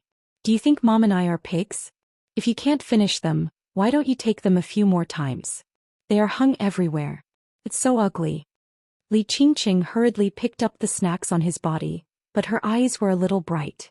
She had never had such an experience before. The other party stood there motionlessly, giving Li Qingqing the feeling that he was a tree full of snacks. She could pick whatever she wanted to eat from outside. Now that she was picking up a pile of snacks, she felt a sense of joy as if she had harvested a harvest. Sure enough, after the snacks covered the guy's body and face, he became much more pleasing to the eye. The gifts were carefully taken down by Li Qingqing little by little. Lin Youxian's handsome face and gentle smile appeared in front of Li Shi. Li Qingqing's face turned red for no reason, and then she became a little angry. She repeated again, "Stupid. It's okay to be stupid. It's better to take more at one time than to run back and forth." Lin Youxian looked at Li Qingqing with a smile. "Don't come if you think it's troublesome. Mom and I are willing to be quiet." Li Shi snorted softly. She resisted verbally, but she seemed to be used to taking a pair of men's slippers from the shoe cabinet. It seemed that, probably, she was really used to it a little bit. Li Qingqing looked at the slippers she threw on the ground and was a little dazed. The mother and daughter had not been in Emperor Dong's palace for a long time, but the guy in front of them appeared too frequently. In the first 2 days it was better. Later, as their injuries recovered, as long as Lin Youxian was still in Emperor Dong's palace, he almost came here as soon as he had time. He came here as soon as he had time. He had nothing to do at all. In the beginning, when he couldn't get the treatment of entering the house, he stood outside the door and talked. Or when Li Qingqing happened to be outside, he would look at the flowers and plants with her. Or he would bring some snacks, desserts, handmade toys, or ask her out for dinner and a movie. Sometimes he even came here without thinking about what to do. At the most frequent time, Lin Youxian came here 16 times a day. Li Shi looked at him with a smile. Li Qingqing, who had never experienced this situation, almost collapsed. As he came here day by day, Li Qingqing finally allowed him to enter the house for a cup of tea. The next day, when she went shopping with her mother in the supermarket, her mother took a pair of men's slippers. She was confused, but Li Qingqing did not object. Then this pair of shoes became exclusive to Lin Yuxian. I don't think it's troublesome. I mean, I can save the time of running back and see you more. Lin Yuxian's voice was as gentle as the wind. He picked up the big white bear sitting on his leg and handed it to Li Qingqing. He smiled and said, "It's for you." "Don't talk nonsense." Li Qingqing glared at Lin Yuxian and wanted to refuse the gift. But for her, who had almost no childhood since she was a child, the big white bear in front of her was so cute. She hesitated, took it and said thank you in a low voice. Lin Yuxian did not speak but looked at her softly. There seemed to be thousands of words in his eyes. The girl who had been stabbed by him in Huating. This girl was always in his mind but could only be suppressed in the bottom of his heart. Lin Yuxian had to admit that when he knew that she would live in Emperor Dong's palace in the future, in addition to astonishment, there was only endless ecstasy in his heart. This was the goddess and angel that he was willing to protect for a lifetime. The goddess and angel that could only belong to him. "Do you want to go to the movies?" Lin Yuxian said softly. "Recently, a new cartoon has been released. It's very good. Do you want to go together?" Li Qingqing hesitated and shook her head. "No, I'll accompany my mother." He looked at Lin Yuxian, whose eyes were deep and gentle without disappointment, and whispered, "Come and have a cup of tea." Lin Yuxian's smile became extremely bright in an instant. The two turned around the porch. On the sofa in the living room, Li Shi had begun to make tea. "Auntie." Lin Yuxian greeted her respectfully. "Come and sit down." Li Shi smiled gently. "Wait a while. I'm not in a hurry." Lin Yuxian smiled a little honestly. "There is one thing good about me. I don't like to be regarded as an outsider. Auntie, you don't have to be so troublesome." "It's not troublesome. Li Shi just opened her mouth with a chuckle and a phone suddenly rang. Li Shi was stunned. She seemed to be a little surprised that someone would call her. He had a mobile phone which he got after coming to Emperor Dong's palace. There were very few contacts in the address book. In addition to Li Qingqing, there were only a few high-level people in Emperor Dong's palace. On weekdays, the mobile phone basically would not ring here. She took the mobile phone from under the coffee table with some doubts and glanced at the number. Li Shi's movements were slightly stiff and she was silent for a few seconds. "I'll answer the phone." She looked up and smiled with no abnormal expression. "Qingqing, you have a good chat. You have a good chat." Lin Yuxian got up with a smile and watched Li Shi walk upstairs. Her figure stepped on the corner of the second floor and she finally pressed the answer button. "Sorry, Ms. Li Shi. I hope I didn't disturb your rest at this time." A cold and pleasant voice sounded on the other end of the phone. Li Shi was silent for a moment and whispered, "I just had dinner." "Boss Qin, what's the matter?" Qin Weibai on the other end of the phone smiled gently. "It's about Kunlun City." Li Shi was silent. Her life had been very peaceful, but it did not mean that she had forgotten Kunlun City, the place that brought her countless pain and despair. There are new variables in the case of Qin Fangqing and Qin Shi. Of course, this is a better variable for us. In such a situation, I think there is no need for Kunlun City to exist. There was no need for Kunlun City to exist. Kunlun City? Li Shi's eyes suddenly widened and she said subconsciously, "What did you say?" "I need your help," Qin Weibai said with a smile. Li Shi was silent, and the special warfare city in the ice and snow subconsciously appeared in her mind. For Kunlun City, the Gu family and Gu Xingyun, Li Shi couldn't tell what kind of mentality she had. It was a kind of mentality that she couldn't tell or understand after countless emotions merged together. But one thing was certain. If Kunlun City could really disappear, Li Shi was willing to provide all the help she could without hesitation. Li Shi's eyes became extremely determined in an instant. "What do you need me to do?" "You don't need to do anything," Qin Weibai whispered. "It's enough to testify. Mao Song has confessed the existence of Phoenix Pavilion. Zhongzhou State will soon launch an investigation, but it will be very fast. No one knows how long it will take. Maybe it will be now, maybe it will be tomorrow or the day after tomorrow. No one can be sure whether Kunlun City can get the news. In such a situation, a lot of evidence may be destroyed every minute. Mao Song has now provided clues and I'm about to have a strong witness here. She has enough information to prove the existence of Kunlun City. Then it's up to you to testify again and supplement other information of Phoenix Pavilion." Li Shi listened silently. When Qin Weibai finished, she took a deep breath and whispered, "Okay." Her voice gradually began to become as hard as iron. "I will explain to the Parliament in detail the reasons for the treason case more than 20 years ago, and everything I did around Li Kuangtu as the pavilion master of Phoenix Pavilion at that time." "No need." Qin Weibai seemed to be stunned for a moment, and then she said softly but sincerely, "Some things can be mentioned but some things can be left unsaid. Madam, you should pay attention to protect yourself." If Li Shi told all the things she had done in the past, she might get herself involved. The treason case of the Li family had a wide influence, and some of its dark clouds were still unclear. But with the rise of Li Tianlong and Emperor Dong's palace, all this was irrelevant. "I understand," Li Shi said quietly. "Should I go now?" Qin Weibai said, "The plane has been arranged. You will get off in Nanyun and then take a special plane to Yuzhou. When you pass by Nanyun, I hope you can bring another witness. You should be familiar with Lu Dongyue of Nanyun Special Operations Bureau. He is now under the control of the Blood Battalion. It won't take too long." "Okay." Li Shi nodded. Thinking about Qin Weibai's words, she suddenly asked, "Is the Parliament still discussing this matter?" "Yes." Qin Weibai smiled. "The Parliament will be very busy today. There are too many things they need to discuss. In a short time, it is estimated that it will be difficult to have a clear result." Li Shi's eyes flickered. She said, Then she hung up the phone and went downstairs. At the same time at Yuzhou International Airport, Qin Weibai put down her mobile phone and silently thought about what was missing in the plan. Mao Song mentioned the name of Phoenix Pavilion for the first time, and then reported it with the substantial evidence of Phoenix Pavilion.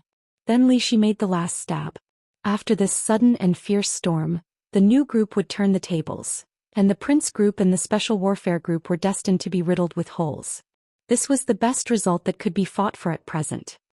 Unfortunately, they still can't be completely destroyed. Qin Weibai said to herself with some regret. "In my opinion, this is not a bad thing." Horsewoman on the side handed Qin Weibai a glass of warm water and said softly. Qin Weibai glanced at her. Horsewoman said with a smile, "His Majesty's footsteps are unstoppable. In the dark world he is already invincible. As long as he is given time, Kunlun City, Jiang Shangyu, Li Kuangtu, Wang Xingxiao and even Wang Tianzong will not be his opponents. It is not difficult to completely destroy them. It is just a matter of time. In the current situation after the storm, Kunlun City will no longer exist, and the Gu family will linger on because of Jiang Shangyu's alliance. This can also give Gu Xingyun some false hope, so that he will not have a life and death struggle. This time we will provide tangible evidence of the existence of Phoenix Pavilion. But this is only a part of it. We can use this part as a deterrent to draw most of the hidden chess pieces of Phoenix Pavilion to our side. In this way the new group will hide a very strong force in the dark. In general, this effect is much better than completely destroying Gu Xingyun and others." Qin Weibai lowered her head slightly, and her white and slender fingers rubbed the cup unconsciously. "I understand what you mean." Her voice was erratic and she was almost murmuring to herself, but she shook her head and did not continue to speak. In her mind she always thought of the siege that she did not know was in the past or in the future. She thought of the sharp sword piercing through Li Tianlong's chest. Such images flashed in her mind again and again. If Gu Xingyun, Li Kuangtu and others did not die, she would always feel a little uneasy. Qin Weibai shook her head hard and looked out of the window. In the bustling exit of the airport, a girl who looked 11 or 12 years old or 13 or 14 years old, as beautiful as an elf and an angel, walked out alone, pulling a delicate small suitcase under everyone's gaze. Her small figure walked in the crowd without the slightest loneliness or fear. Instead, there was a kind of indescribable spirit in her. Qin Weibai smiled, opened the door, got out and waved to the girl. The girl's eyes lit up. She trotted over quickly, handed the suitcase to Horsewoman, and then reached out to hug Qin Weibai's waist. "Sister." Qin Weibai said yes, lowered her head and touched the girl's head. She whispered, "Is everything ready?" "Yes." The girl nodded gently and subconsciously glanced at the delicate suitcase in Horsewoman's hand. The suitcase was very light, because there was only some simple information in it and there was not even a change of clothes. Those seemingly simple information were all sharp swords against Kunlun City, which were the sharpness that had been hidden for many years. Qin Weibai unconsciously stroked Gu Xinyan's hair, but her eyes quietly looked in the direction of the Qin family's courtyard. The sword light suddenly rose. The storm fell. Chapter 1123. When Ma Si entered the temporary conference room in the backyard of the Qin family for the fourth time, the atmosphere in the conference room was almost frozen. It was nearly 1 o'clock in the middle of the night. The ventilation system in the living room had been turned on to the maximum, but the thick and dazzling smoke was drifting in every corner of the hall. Looking through the light, Ma Si couldn't see clearly who was sitting in the conference room for a while. Is there any new information? Li Huaqing's suppressed voice sounded in the deep and dignified voice. Yes. Ma Si nodded subconsciously and looked in the direction of the voice. Only then did she find that Li Huaqing was no longer in the position where he came in last time, but sitting on the sofa on the other side. His whole body was wrapped in the soft leather sofa, and he was raising his hand to rub his forehead. He looked tired and haggard in the fuzzy smoke. Ma Si looked down at the folder in her hand and was at a loss for a moment. The interrogation of Mao Song was still going on. It was a protracted war that no one knew how long it would last. And he came here again and again to bring the latest information, or in other words, Mao Song's latest confession, to the giants in the conference room. This was the fourth time he had given his testimony. The speed of updating the confession was very slow. The conference room was in a stalemate and the interrogation room was also in a game. Although Mao Song was very cooperative, the interrogation process was not very smooth. In order to show fairness and truth, Dongqing Wudi, who had communicated with Mao Song alone before, withdrew from the position of chief interrogator. Yi Dongxing and Yang Jianghu were in charge of interrogating Mao Song. The fierce battle between the Prince Group and the Southeast Group broke out in the interrogation room almost without concealment. For every question the two had almost different opinions. Yang Jianghu almost tried his best to induce Mao Song's confession from different directions, including subtle threats and temptations, naked warnings, questioning and confirming from various angles. Ma Si experienced the whole process and also recorded Mao Song's confession. Every confession had to be signed by all the directors and members of parliament in the interrogation room before it was sent to the conference room. The first interrogation of Mao Song and the recording of the confession lasted less than half an hour. The content of the recording was less than 1,500 words. But it was for these 1,500 words that the directors and members of parliament in the interrogation room argued for nearly 2 hours. Each word of the confession was so sensitive that it needed to be discussed and disputed. When the first confession was sent to the conference room, the storm across Yuzhou province had already taken shape. Phoenix Pavilion. The secret organization in Kunlun City. When all the big shots present heard about the role of the Phoenix Pavilion, almost all of them were stunned. It was not uncommon for them to use women as weapons in the trials and tribulations they had experienced. But when Kunlun City gathered these weapons together and specifically targeted the core of Zhongzhou State and the future core, it had two completely different meanings. To put it bluntly, the former was nothing more than profit. The latter, who had formed an organization, had undoubtedly revealed their wild ambitions. It took even longer for Mao Song's second statement to be delivered to the conference room. It was already 7 o'clock in the evening. The second confession recorded in great detail about the operation situation of the Phoenix Pavilion in Kunlun City. The major departments coordinated with each other and cooperated seamlessly. Following that, a fierce argument broke out in the conference room. When the third statement was delivered, this dispute was pushed to the climax. It was not just the conference room. Even the interrogation room was in a state of mutual hostility. Because in Mao Song's third confession he mentioned some lists that the Phoenix Pavilion had been constantly infiltrating over the years. With Mao Song's position, it was naturally impossible for him to come into contact with those who were too important. There were only a few rising stars who had enough potential to rise. However, this list, coupled with Mao Song's vague statement that there were counselor-level figures who were involved in the Phoenix Pavilion's pink trap, every word of his confession was extremely shocking. The fiercest dispute or even quarrel in the interrogation room came from this. A counselor giant became the prey of the Phoenix Pavilion. Regarding this, Mao Song did not produce substantial evidence. He just affirmed this point but could not determine which counselor it was. When Ma Si recorded Mao Song's testimony, Yang Jianghu was the first to express a clear objection. He bluntly said that Mao Song's testimony was ridiculous and not credible. Yi Dongxing insisted on seeking truth from facts. He recorded this point and conveyed it to the conference room. His point of view was also very simple. Perhaps Mao Song's testimony was not credible, but this was not a reason not to record it. The truth of the matter needed to be investigated and distinguished by the big shots in the conference room. To hide some clues that could cause serious consequences here was, to a certain extent, irresponsible. The two counselors argued in the interrogation room for nearly half an hour, and neither of them could convince the other. In the end, Dongqing Wudi personally made the decision, took notes as usual and conveyed the complete version of the confession to the conference room. The moment Dongqing Wudi made the decision, Ma Si noticed that Yang Jianghu's face suddenly became extremely cold, and there was even a touch of cruel cold light in his eyes. Now Ma Si knocked on the door of the conference room again, holding the fourth confession in his hand. The fourth confession was the final interrogation of Mao Song, as well as another interrogation of Lin Yin. The combination of the two confessions proved the authenticity of what Mao Song said. In Lin Yin's confession, the other party provided a school affiliated with Phoenix Pavilion, located in the suburbs of Huating, and the things recorded in it were even more absurd and amazing. Mao Song walked to Li Huaqing with heavy steps and handed the information in his hand to Li Huaqing. His eyes were a little unfocused. As Li Huaqing's secretary, he knew very well that the 4 consecutive confessions were not what Li Huaqing wanted to see. If Yang Jianghu was the only one in the interrogation room, it would be impossible to have such a long argument.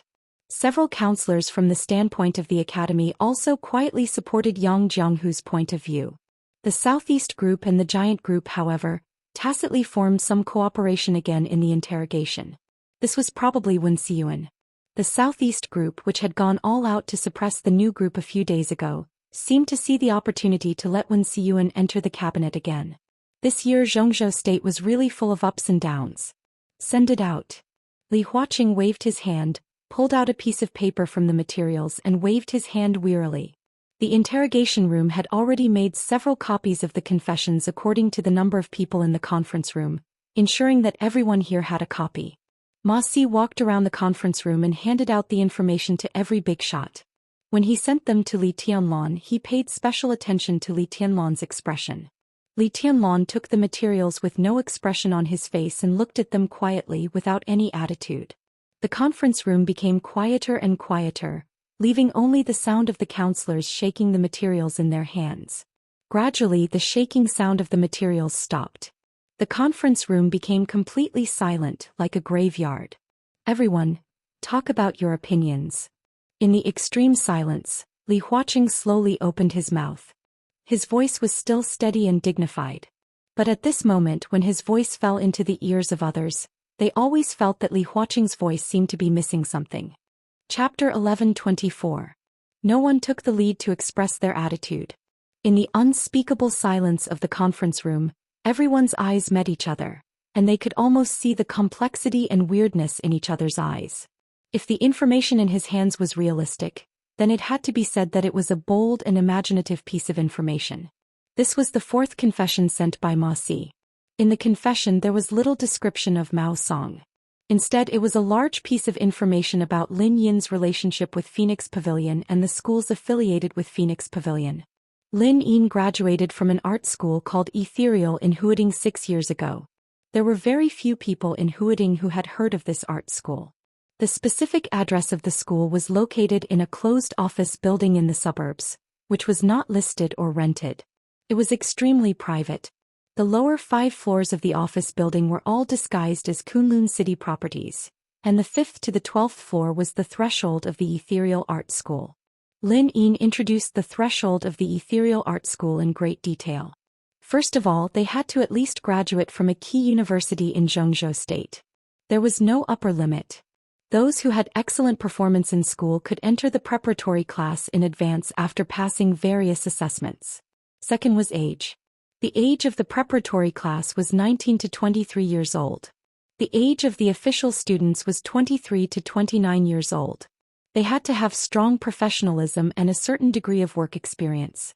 They had to be more than 1.65 meters tall, have strict body measurements, be able to use at least one foreign language for unobstructed communication, have a standard of Mandarin, have a delicate appearance, good temperament, relatively simple love life, virgins preferred.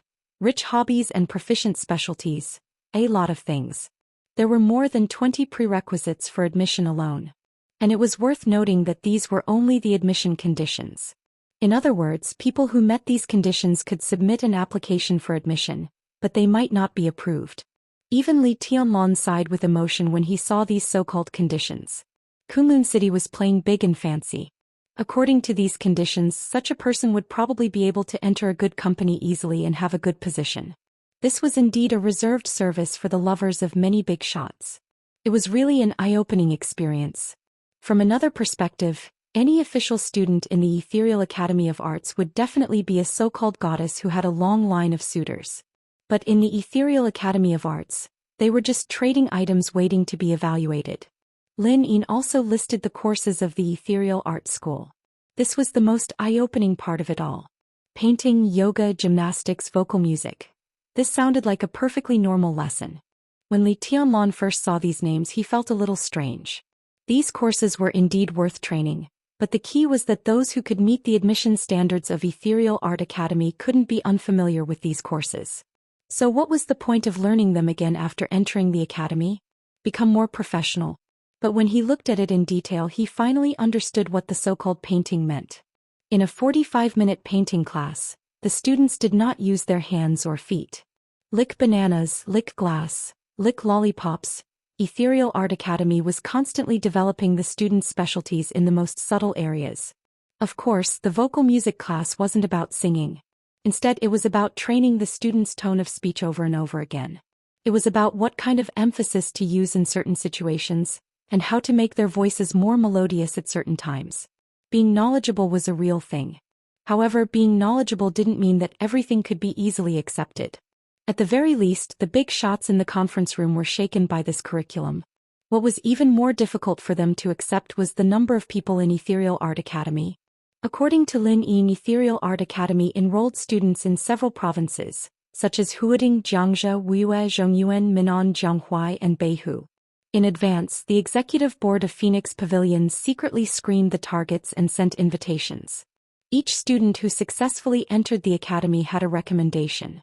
If the student recommended by the student agreed to join the academy and passed the application, the recommender would receive a subsidy or other substantial reward, and get another recommendation. If the student recommended by the recommender agreed to join the academy but his application didn't pass, the recommender would be disqualified for 1 year. When all sorts of benefits, personal obligations, and certain rights were combined, everyone realized that there was actually an extremely complete set of rules prevailing in Ethereal Art Academy.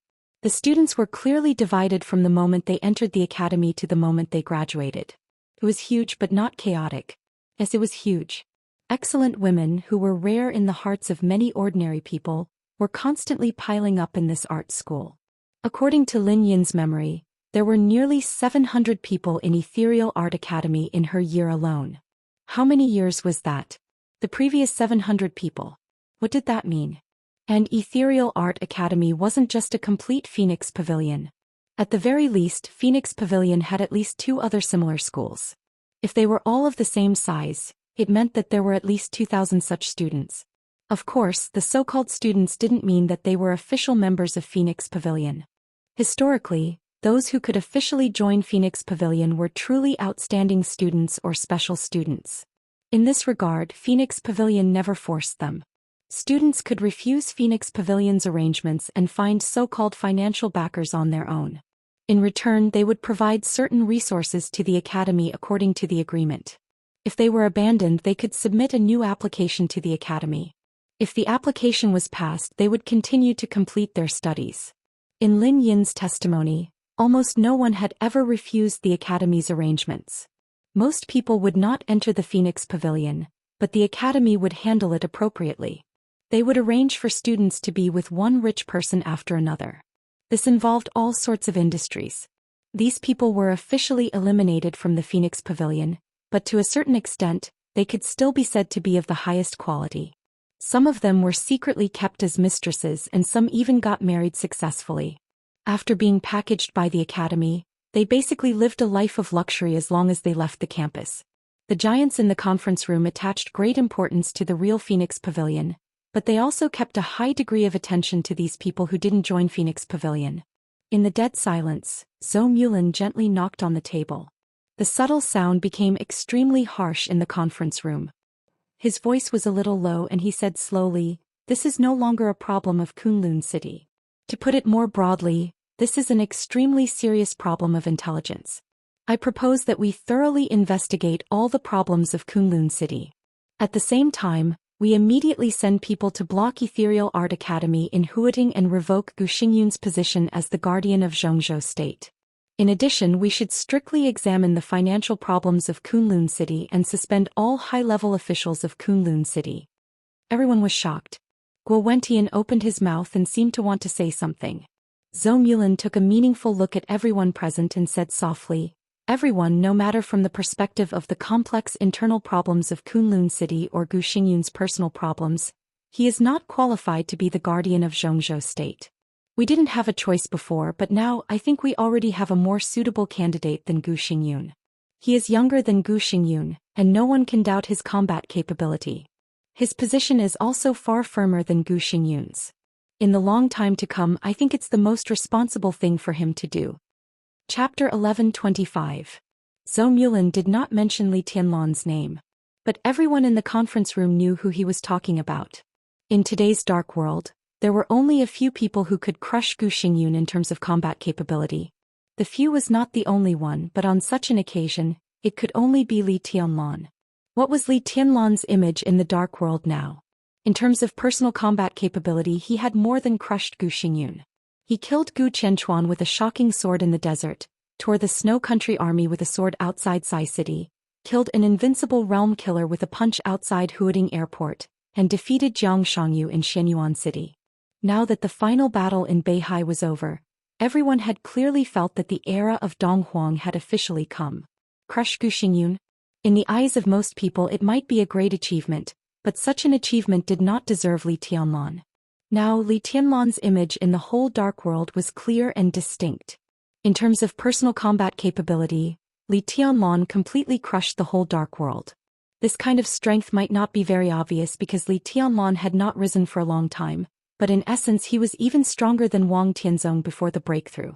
Unparalleled in the world, invincible. Such a word seemed to be able to be applied to Li Tianlan. If such a person became the guardian of Zhongzhou State, judging from Li Tianlan's age, he could protect Zhongzhou State for at least half a century. The parliament of Zhongzhou State did not deny Li Tianlan's combat capability. This was something undeniable. But the giants were particularly worried about Li Tianlan's position. This did not mean that they denied Li Tianlan's loyalty to Zhongzhou State, but compared with Emperor Dong's palace, many people were worried that Li Tianlan might have some tendencies in his mind.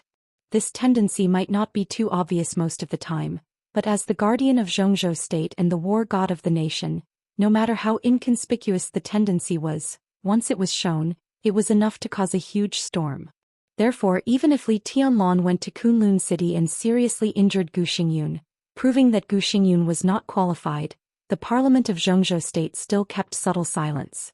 In fact, what Zhongzhou State worried about was not only Li Tianlan's position, but also his character. Compared with Gu Xingyun, who was good at compromise and forbearance and was more like a businessman than a guardian to some extent, Li Tianlan's character was too unyielding and fierce. The Tang family in Yuzhou and the Qi family of the Special Warfare Group were the clearest examples.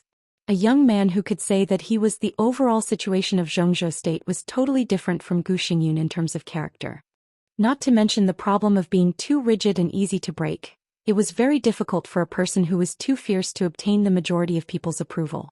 This kind of standardly style has been used in the continent, had spread for hundreds of years, but the past was in the past. The current leaders were used to Gu Xingyun's style. Now that the style of the Li family had returned, everyone would feel a little uncomfortable. This kind of discomfort was not only for the Prince Group and the Special Warfare Group, but also for the Academics, the North Group and even the Giant Group. Such discomfort would naturally turn into hesitation and worry at certain times. They all recognized Li Tianlan's combat strength and strength. As the most powerful overlord country in the world, Zhongzhou State should have such a guardian. The guardian of Zhongzhou State should also have such a style. Everyone knew this, But everyone was still worried that Li Tianlan's sharpness would not only deter the opponent but also hurt themselves. Therefore, Li Huaqing made a proposal that everyone could accept when the new group and the giant group were under unprecedented pressure. Li Tianlan officially entered the parliament and jointly controlled the special warfare system of Zhongzhou state with Gu Xingyun. Gu Xingyun was still the state-protecting war god. And Li Tianlan served as the chief security advisor of Zhongzhou state. Gu Xingyun was indeed no match for Li Tianlan. But Kunlun city had been developing in Zhongzhou state for so many years, and its foundation had long been deeply rooted. As long as the storm within the special warfare group was quelled, and when Gu Xingyun stabilized his position, it was completely possible to check and balance Li Tianlan in a short time. And out of respect for Li Tianlan, the parliament could also give Li Tianlan a certain leading position, and even the official ranking could put Li Tianlan ahead of Gu Xingyun. All this was temporary. After all, Gu Xingyun could not always stand in front of Li Tianlan. But the parliament also happened to need time. The members and directors of this and the next session needed a certain amount of time to get familiar with Li Tianlan's style. And as time went by, Li Tianlan would gradually mature and feel more and more clearly the constraints brought by Gu Xingyun. As he grew older, his mentality would also mature. At that time, Li Tianlan might be more pragmatic and understand the truth of leaving silence to his own people, and showing his sharpness to outsiders. This was a mature and wise proposal. After several tests and compromises, a new balance would soon be formed. There was even a clear outcome to this matter. But the appearance of the Qin family's scandal disrupted all this in an instant. Everyone had accepted the reality, but accepting the reality did not mean that they would not be shocked. The giants in the conference room might not have completely reacted until now. How could a scandal of the Qin family become a storm? After sweeping through the prince group, it completely involved the special warfare group Jiang Shangyu, and even the purgatory of heaven capital. And what changed all this was, it turned out to be just a secretary. It was not even Qin Fangqing's secretary. It was Qin Shi's secretary. Phoenix Pavilion. The scandal of the Qin family involved the Phoenix Pavilion and seemed to have completely become a scandal of Zhongzhou state. If these things were true, then Gu Xingyun, the guardian of Zhongzhou state, was no longer a question of unqualified. Everyone was recalling the few confessions they had seen. If they were to connect these confessions together, they could indeed form a complete and logical reality. They could form a hidden Phoenix Pavilion that was out of everyone's sight. In other words, the things in the confessions were very likely to be true. When there was great certainty that Gu Xingyun was unqualified, Zhou Mulin suddenly proposed the more suitable Li Tianlan. He temporarily put aside all the scandals of the Phoenix Pavilion and the Qin family. This was tantamount to forcing everyone, including Li Huaqing, into a corner where they had to express their views. I agree with Director Zhou. Compared with Gu Xingyun, His Majesty Li Tianlan is more suitable to be the guardian of Zhongzhou state and more likely to bring a sense of security to Zhongzhou state. Everyone, we all know the history of the Li family. Now the return of the Li family is crucial for Zhongzhou state. Zhou Yunhai spoke without hesitation. He was more straightforward and directly mentioned Li Tianlan's name. Li Tianlan sat quietly in the corner and said nothing. I also agree with the two directors. In fact, because of Gu Xingyun's character, Zhongzhou state's right to speak in the dark world has declined in recent years, and there are constant problems inside the special warfare system. At this time, we need a strong enough figure who can control the scene to replace Gu Xingyun. His Majesty Li Tianlan is the most suitable choice, and it can even be said that he is the only choice. Ji Wenzhang, the director of the Southeast Group, said with a poker face. Li Huaqing frowned quickly and glanced at Guo Wentian, who was frowning beside him. First Zhou Mulin, then Zhou Yunhai, and then Ji Wenzhang. Dongqing Wudi, Hua Xingyang, and Wan Qingyun were all in the interrogation room. Qin Fangqing was dead. That was to say, 3 of the 5 directors in the conference room had made their positions clear. Zhou Mulin seemed to be just a casual proposal, but at this time, it inexplicably became a vote. Li Huaqing's eyes wandered and he glanced at Li Tianlan calmly. Li Tianlan was quietly leaning on the sofa in the corner, motionless. Li Huaqing frowned slightly. Vaguely, he could feel that Li Tianlan was not pretending now. It seemed that something else really attracted his attention. At this moment, at this crucial moment for him, all his thoughts were not in the conference room at all. What was he thinking? Chapter 11:26. Li Huaqing stared at Li Tianlan for a few seconds, then turned his eyes calmly and said in a low voice, "I agree in principle, but we can't be too hasty in this matter. In the current situation, stability is the first priority. Now that we have a clue, we still need to investigate what should be investigated. Immediately organize people to control the people involved in the confessions and the art school and investigate them in detail. When there are results, we will talk about the details." There was a moment of silence in the conference room. Zhou Mulin, Ji Wenzhang, and Zhou Yunhai did not speak. After all, Li Huaqing was the president. This position had unquestionable authority. This time, Li Huaqing said these words directly without asking their opinions. There was no doubt that this was equivalent to his decision. It was not impossible for the president's decision to be overturned before it became a formal resolution. But once it was done, regardless of whether it would succeed or not, it first meant that a fierce game and storm would be set off at the top of the parliament. The most obvious aspect of such a game was the voting. It was not a vote inspired by the president. This word also meant that the parliament had become a battlefield for voting. As the most powerful country in the world, Xianxia state was involved in almost unimaginable aspects from the inside to the outside, from the top to the bottom. And the countless decisions of the parliament were not a battlefield that could be decided by the directors and members of parliament casually. Wisdom was never equal to war, but the art of balance and compromise. Li Huaqing decided to put this matter aside and carry out the investigation first. When he didn't want a full-scale war, the major groups would put it aside. No one wanted to push Li Huaqing too hard. The game was not a fight without considering the consequences. Just as Li Huaqing did not dare to push Li Tianlan before, Li Tianlan did not dare to push Li Huaqing now. Their demands might have irreconcilable conflicts in some aspects, but in the same way, if they wanted to achieve their own goals, they could not do without each other's support. Li Huaqing picked up the teacup and took a sip. He looked at the silent directors and then at Li Tianlan. Suddenly he asked with a smile, "Tianlan, what do you think?" "Investigate." Li Tianlan was silent for a full 5 minutes before he said in a drifting tone. His tone was extremely slow with indescribable stiffness and dullness. Sounded very unconscious, like sleep talking. At this moment, everyone in the conference room did the same action. They straightened up, turned their heads and looked in Li Tianlan's direction. Li Tianlan was still sitting there, motionless. His breathing was extremely steady, but somehow at this moment he gave everyone a very confused feeling. What was going on? Everyone was dumbfounded. Especially Guo Wentian. From afternoon to evening, it was Guo Wentian who quarreled with Li Tianlan the most fiercely. He constantly questioned the authenticity of several testimonies, constantly changed concepts, and interfered with other people's thoughts. His attitude of protecting Gu Xingyun was extremely obvious. The appearance of the Phoenix Pavilion also impacted his worldview. Guo Wentian didn't have a good impression of Kunlun City now, but he must protect the giant group if possible. If the existence of the Phoenix Pavilion was confirmed, not to mention how big an earthquake it would cause in Zhongzhou state, at least the fact that Lin Yin had seduced Mao Song would become a complete fact. Li Tianlan could completely involve this matter in Qin Fengqing's death. While suppressing the Prince Group, he would completely destroy the Special Warfare Group. At that time, the badly damaged Prince Group would lose its natural ally. In its weak period, it might be difficult for them to support until the next election. Therefore, Guo Wentian and Li Tianlan had a very fierce conflict in the long debate. Even half an hour ago, Guo Wentian was still arguing with Li Tianlan by pounding the table.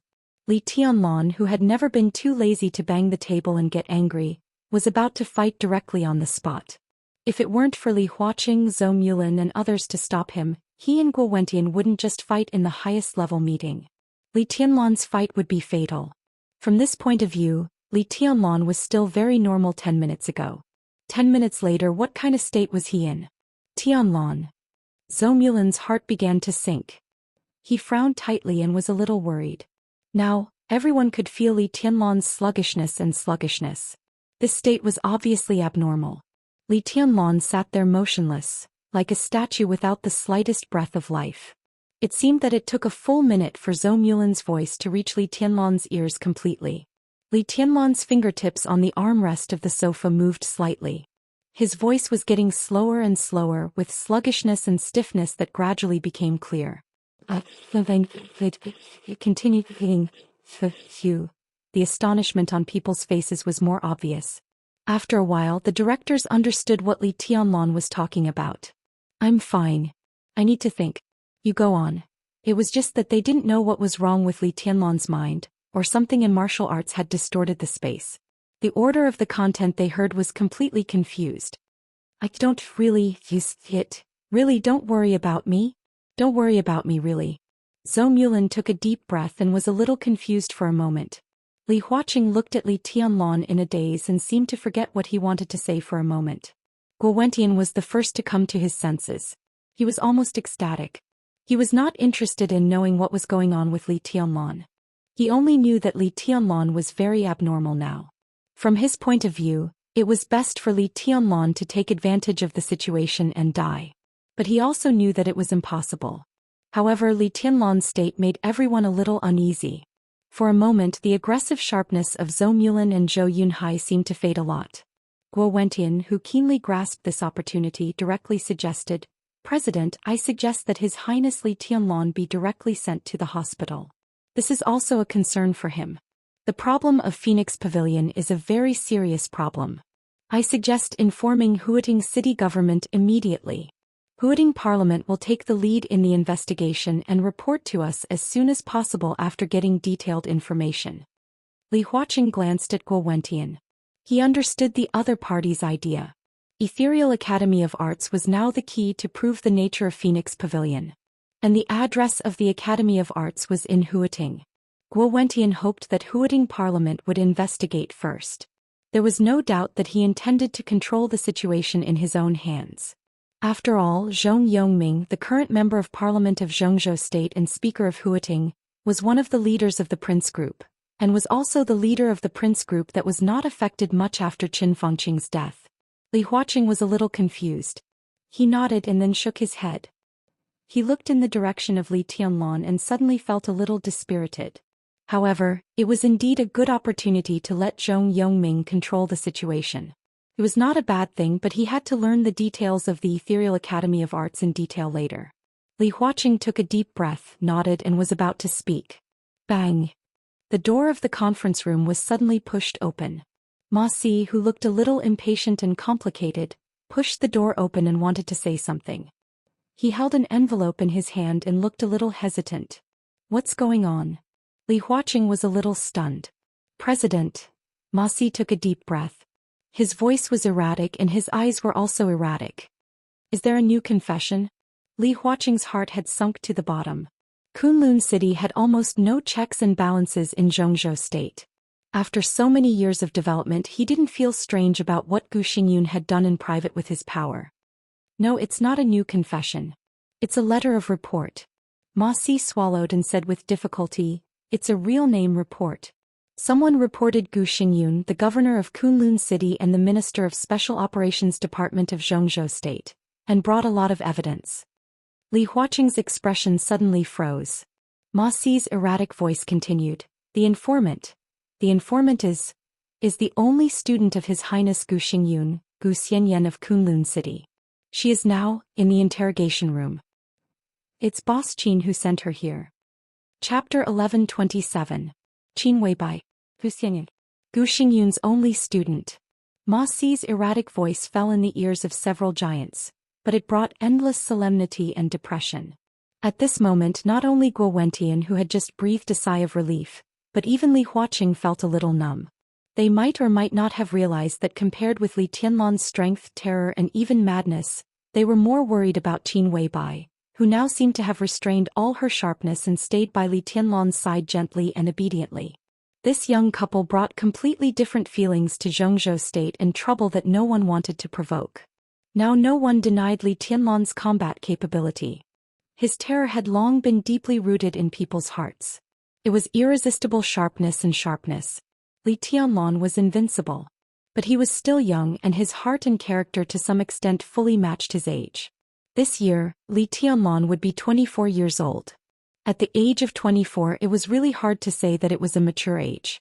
His combat capability was already at the peak, but in other aspects he still needed a lot of things such as learning, experience, tempering and even lessons.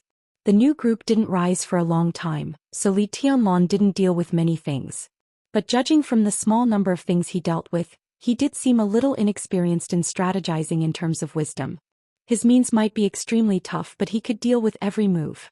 As long as he didn't completely turn hostile within the rules, Li Tianlan's performance was not as irresistible as his personal combat capability. But Qin Weibai, her style could not be said to be the complete opposite of Li Tianlan's. Her means were also indescribable. Yes, it was indescribable. Zhongzhou State had never understood Qin Weibai from beginning to end. Whether it was Qin Weibai in the period of Samsara Palace or the period of Lin Clan, this young woman's mind had a maturity and mysteriousness that did not match her age at all. Could even be said to be wisdom. She was good at hiding all her thoughts in silence.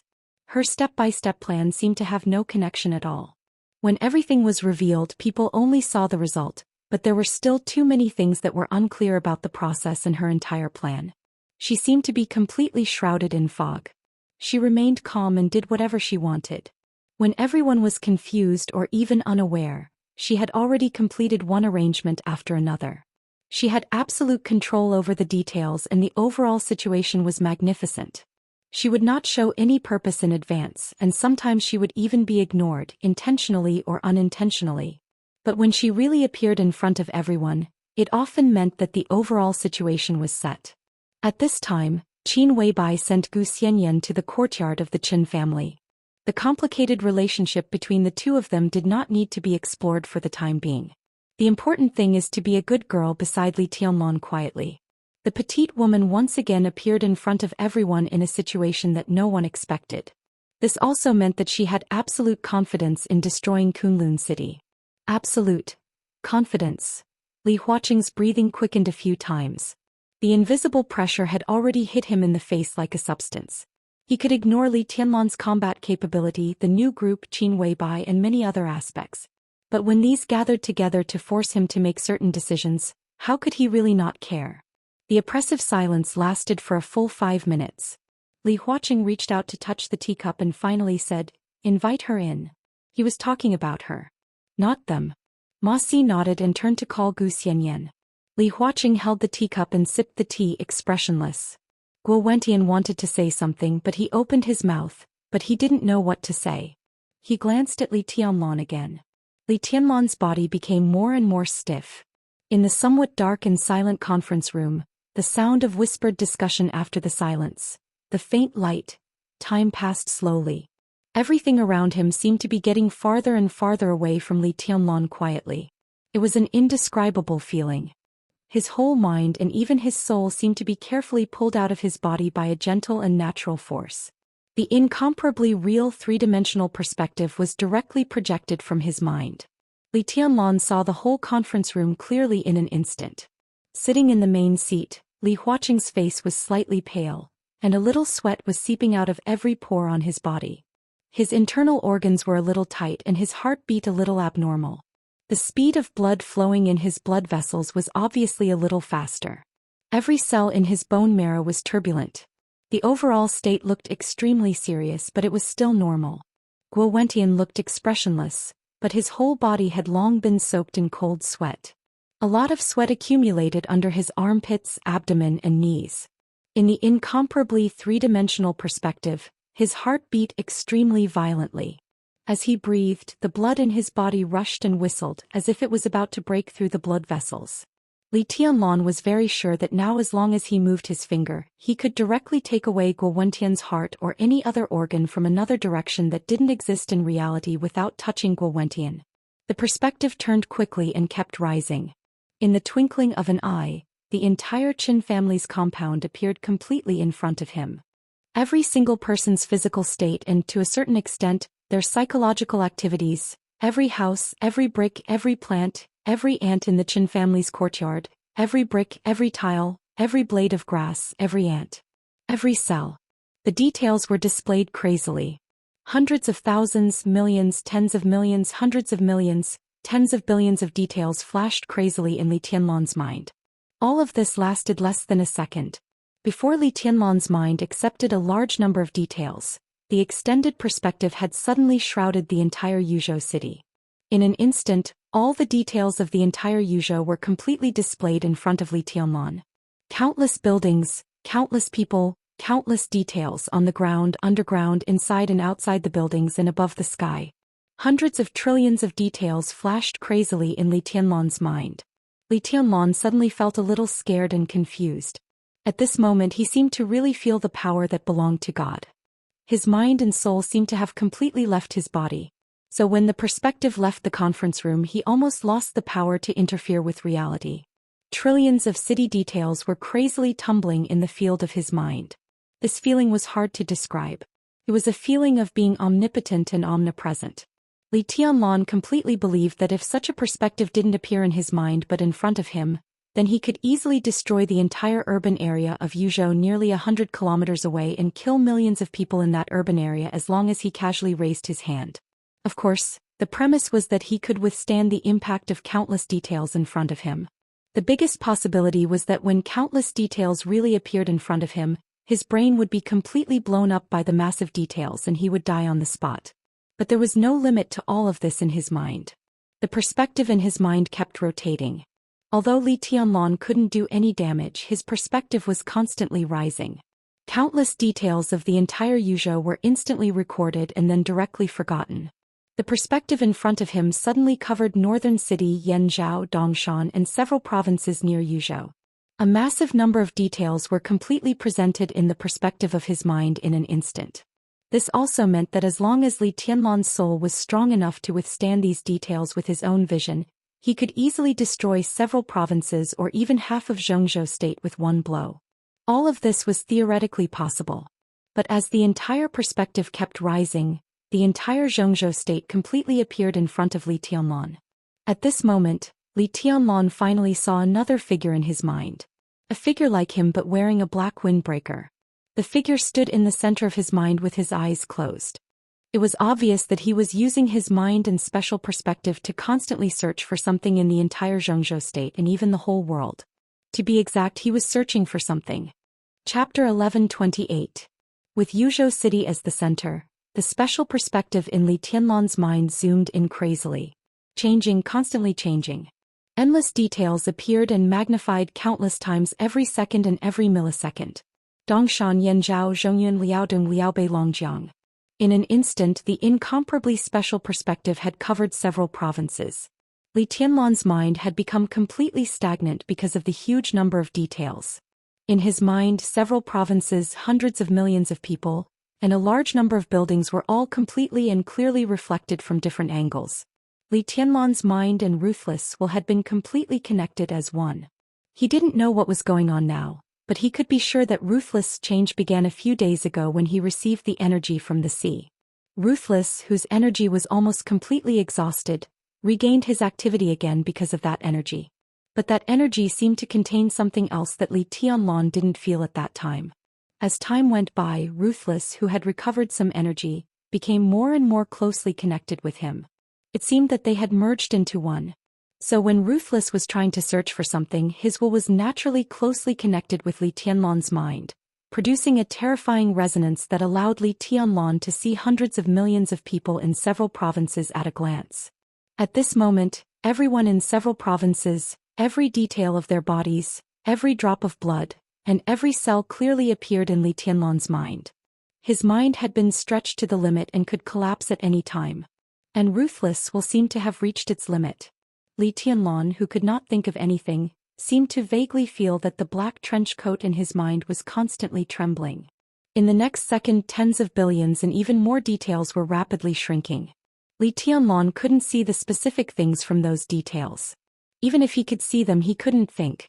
Ruthless seemed to filter a large number of targets from a large number of details. In just a breath's time, countless details of several provinces disappeared. Li Tianlan's fingers moved slightly and the voice in the conference room rang in his ear. It's Zhou Xian. There was only half a sentence and it seemed to be a self-introduction. Just as Li Tianlan's thoughts turned, his perspective rose again. In the blink of an eye, countless details quickly piled up in his mind, densely packed and endless. Not Yanzhou, not Dongshan. Wuxia continued to search. After several provinces were completely filtered, a boundless grassland and tents, cattle and sheep dotted on the grassland appeared in Li Tianlan's thinking perspective. It was like Great Meng, which was adjacent to Yuzhou. His vision expanded wantonly with Great Meng as the center. Jinzhou, Suzhou, Xining, Tibet, Beijiang. Countless details increased and decreased. The ruthless will seem to be getting clearer and more agile. It seemed to have learned its lesson just now and began to consciously increase and decrease the details. It quickly filtered through the trillions of details. A city, a place, a province, Tianfu, Qinzhou, Wuyue, Huiting, and Xianxia. Most of the details disappeared as soon as they appeared. The filtering speed of ruthless search was getting faster and faster. Li Tianlan didn't know what it was looking for at all. He just watched it drive him to change his vision quickly. North Lake, Southwest City, Yunzhou, Jiangnan. A large number of details appeared and disappeared faster and faster. Minan, Nanyue, Xianen. A great deal while searching, Li Tianlan's nostrils suddenly became hot. Bright red blood suddenly flowed down from his nostrils. Then the eyes. Then the corners of his mouth. Then the ears. A lot of blood instantly covered Li Tianlan's face.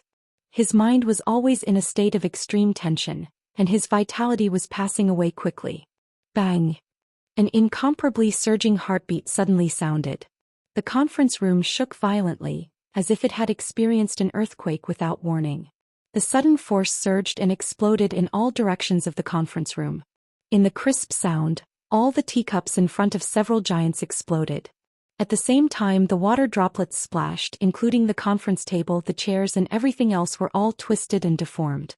Li Tianlan, who was bleeding from his 7 orifices, moved his body.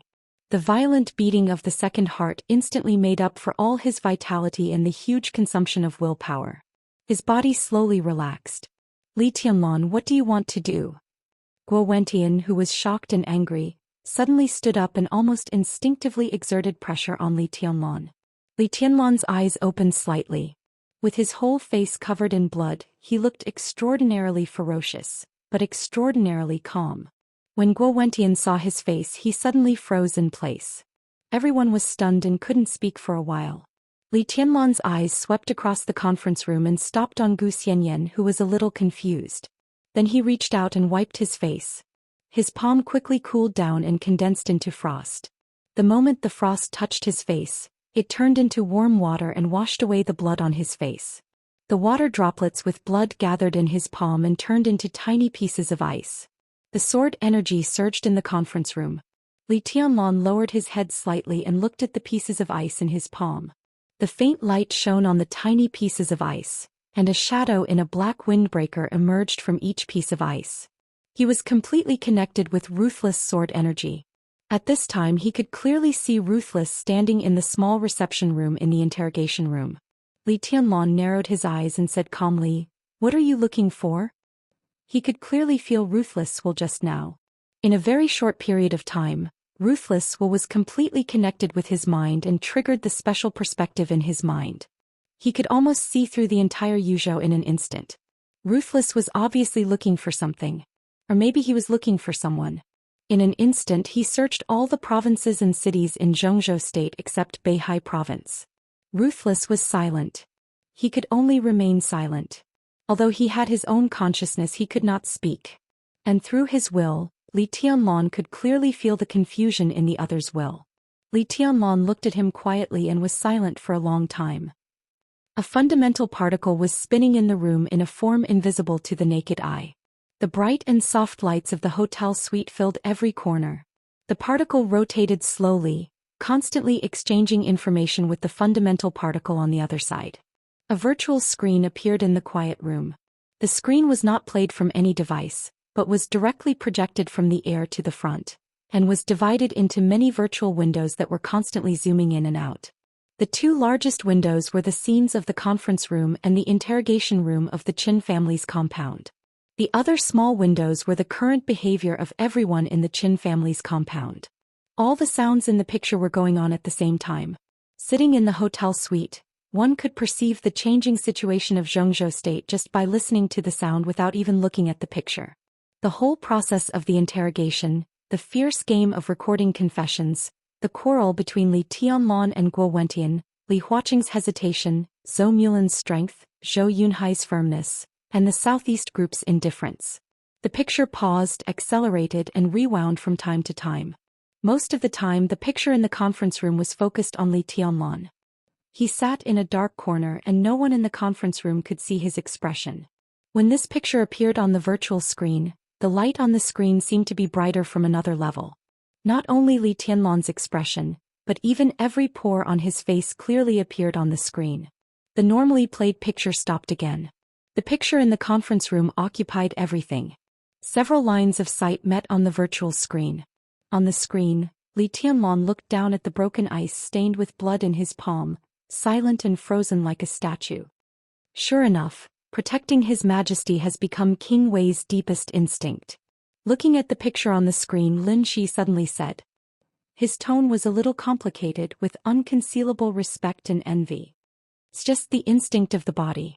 Xianyuan Wushang, who was also watching this scene, said in a low voice, I haven't observed the core of the Lin clan at a close distance, but the core of King Wei in Beihai is obviously in a strange state. Lin Shi was silent and did not speak. He came to the Ritz-Carlton Hotel in the afternoon. The Prince of the War God's Realm and the Prince of the Spacetime Corridor had the same identity, but they were completely different people. Under normal circumstances, it was difficult for them to sit together. But at this time they silently observed the trend of the situation in Zhengzhou state together, and there was an indescribable harmony. It was harmony, not harmony. This was like the relationship between the Spacetime Corridor, the War God's Realm, and the Emperor Palace. They were far from harmonious and conflicts occurred from time to time. But on some issues they had always advanced and retreated together, competing and cooperating, very harmonious. Her Highness seems to have been to Dongshan. Lin Shi said slowly, part of King Wei's energy originally returned to Yuzhou from Dongshan, and it seems to contain some memory fragments of King Wei. We can be sure that it was Her Highness who activated King Wei's memory fragments. The corner of Xianyuan Wushang's mouth twitched and he said playfully, You dare to monitor Her Highness? We are paying attention to King Wei. Lin Shi said lightly, As a member of the human clan, this is our duty. What a good obligation. Xianyuan Wushang sneered. Okay, I accept your explanation. But you don't seem to have answered my question. What is the situation with the core of King Wei in Beihai province? Lin Shi raised his eyebrows slightly. We have always been paying close attention to King Wei. Xianyuan Wushang said flatly. So we can be sure that King Wei was still in a normal state more than 20 years ago. But during our recent close observation he was contaminated. Shouldn't the War God's Realm give us an explanation? This is our mistake. Lin Shi's voice became a little low. This time solving the problem of King Wei is also one of my tasks. The real time was more than 20 years ago in the miracle city of the War God's Realm. When Her Highness Qin Weibai was at her most unstable, she stabbed Jiang Shangyu with her sword.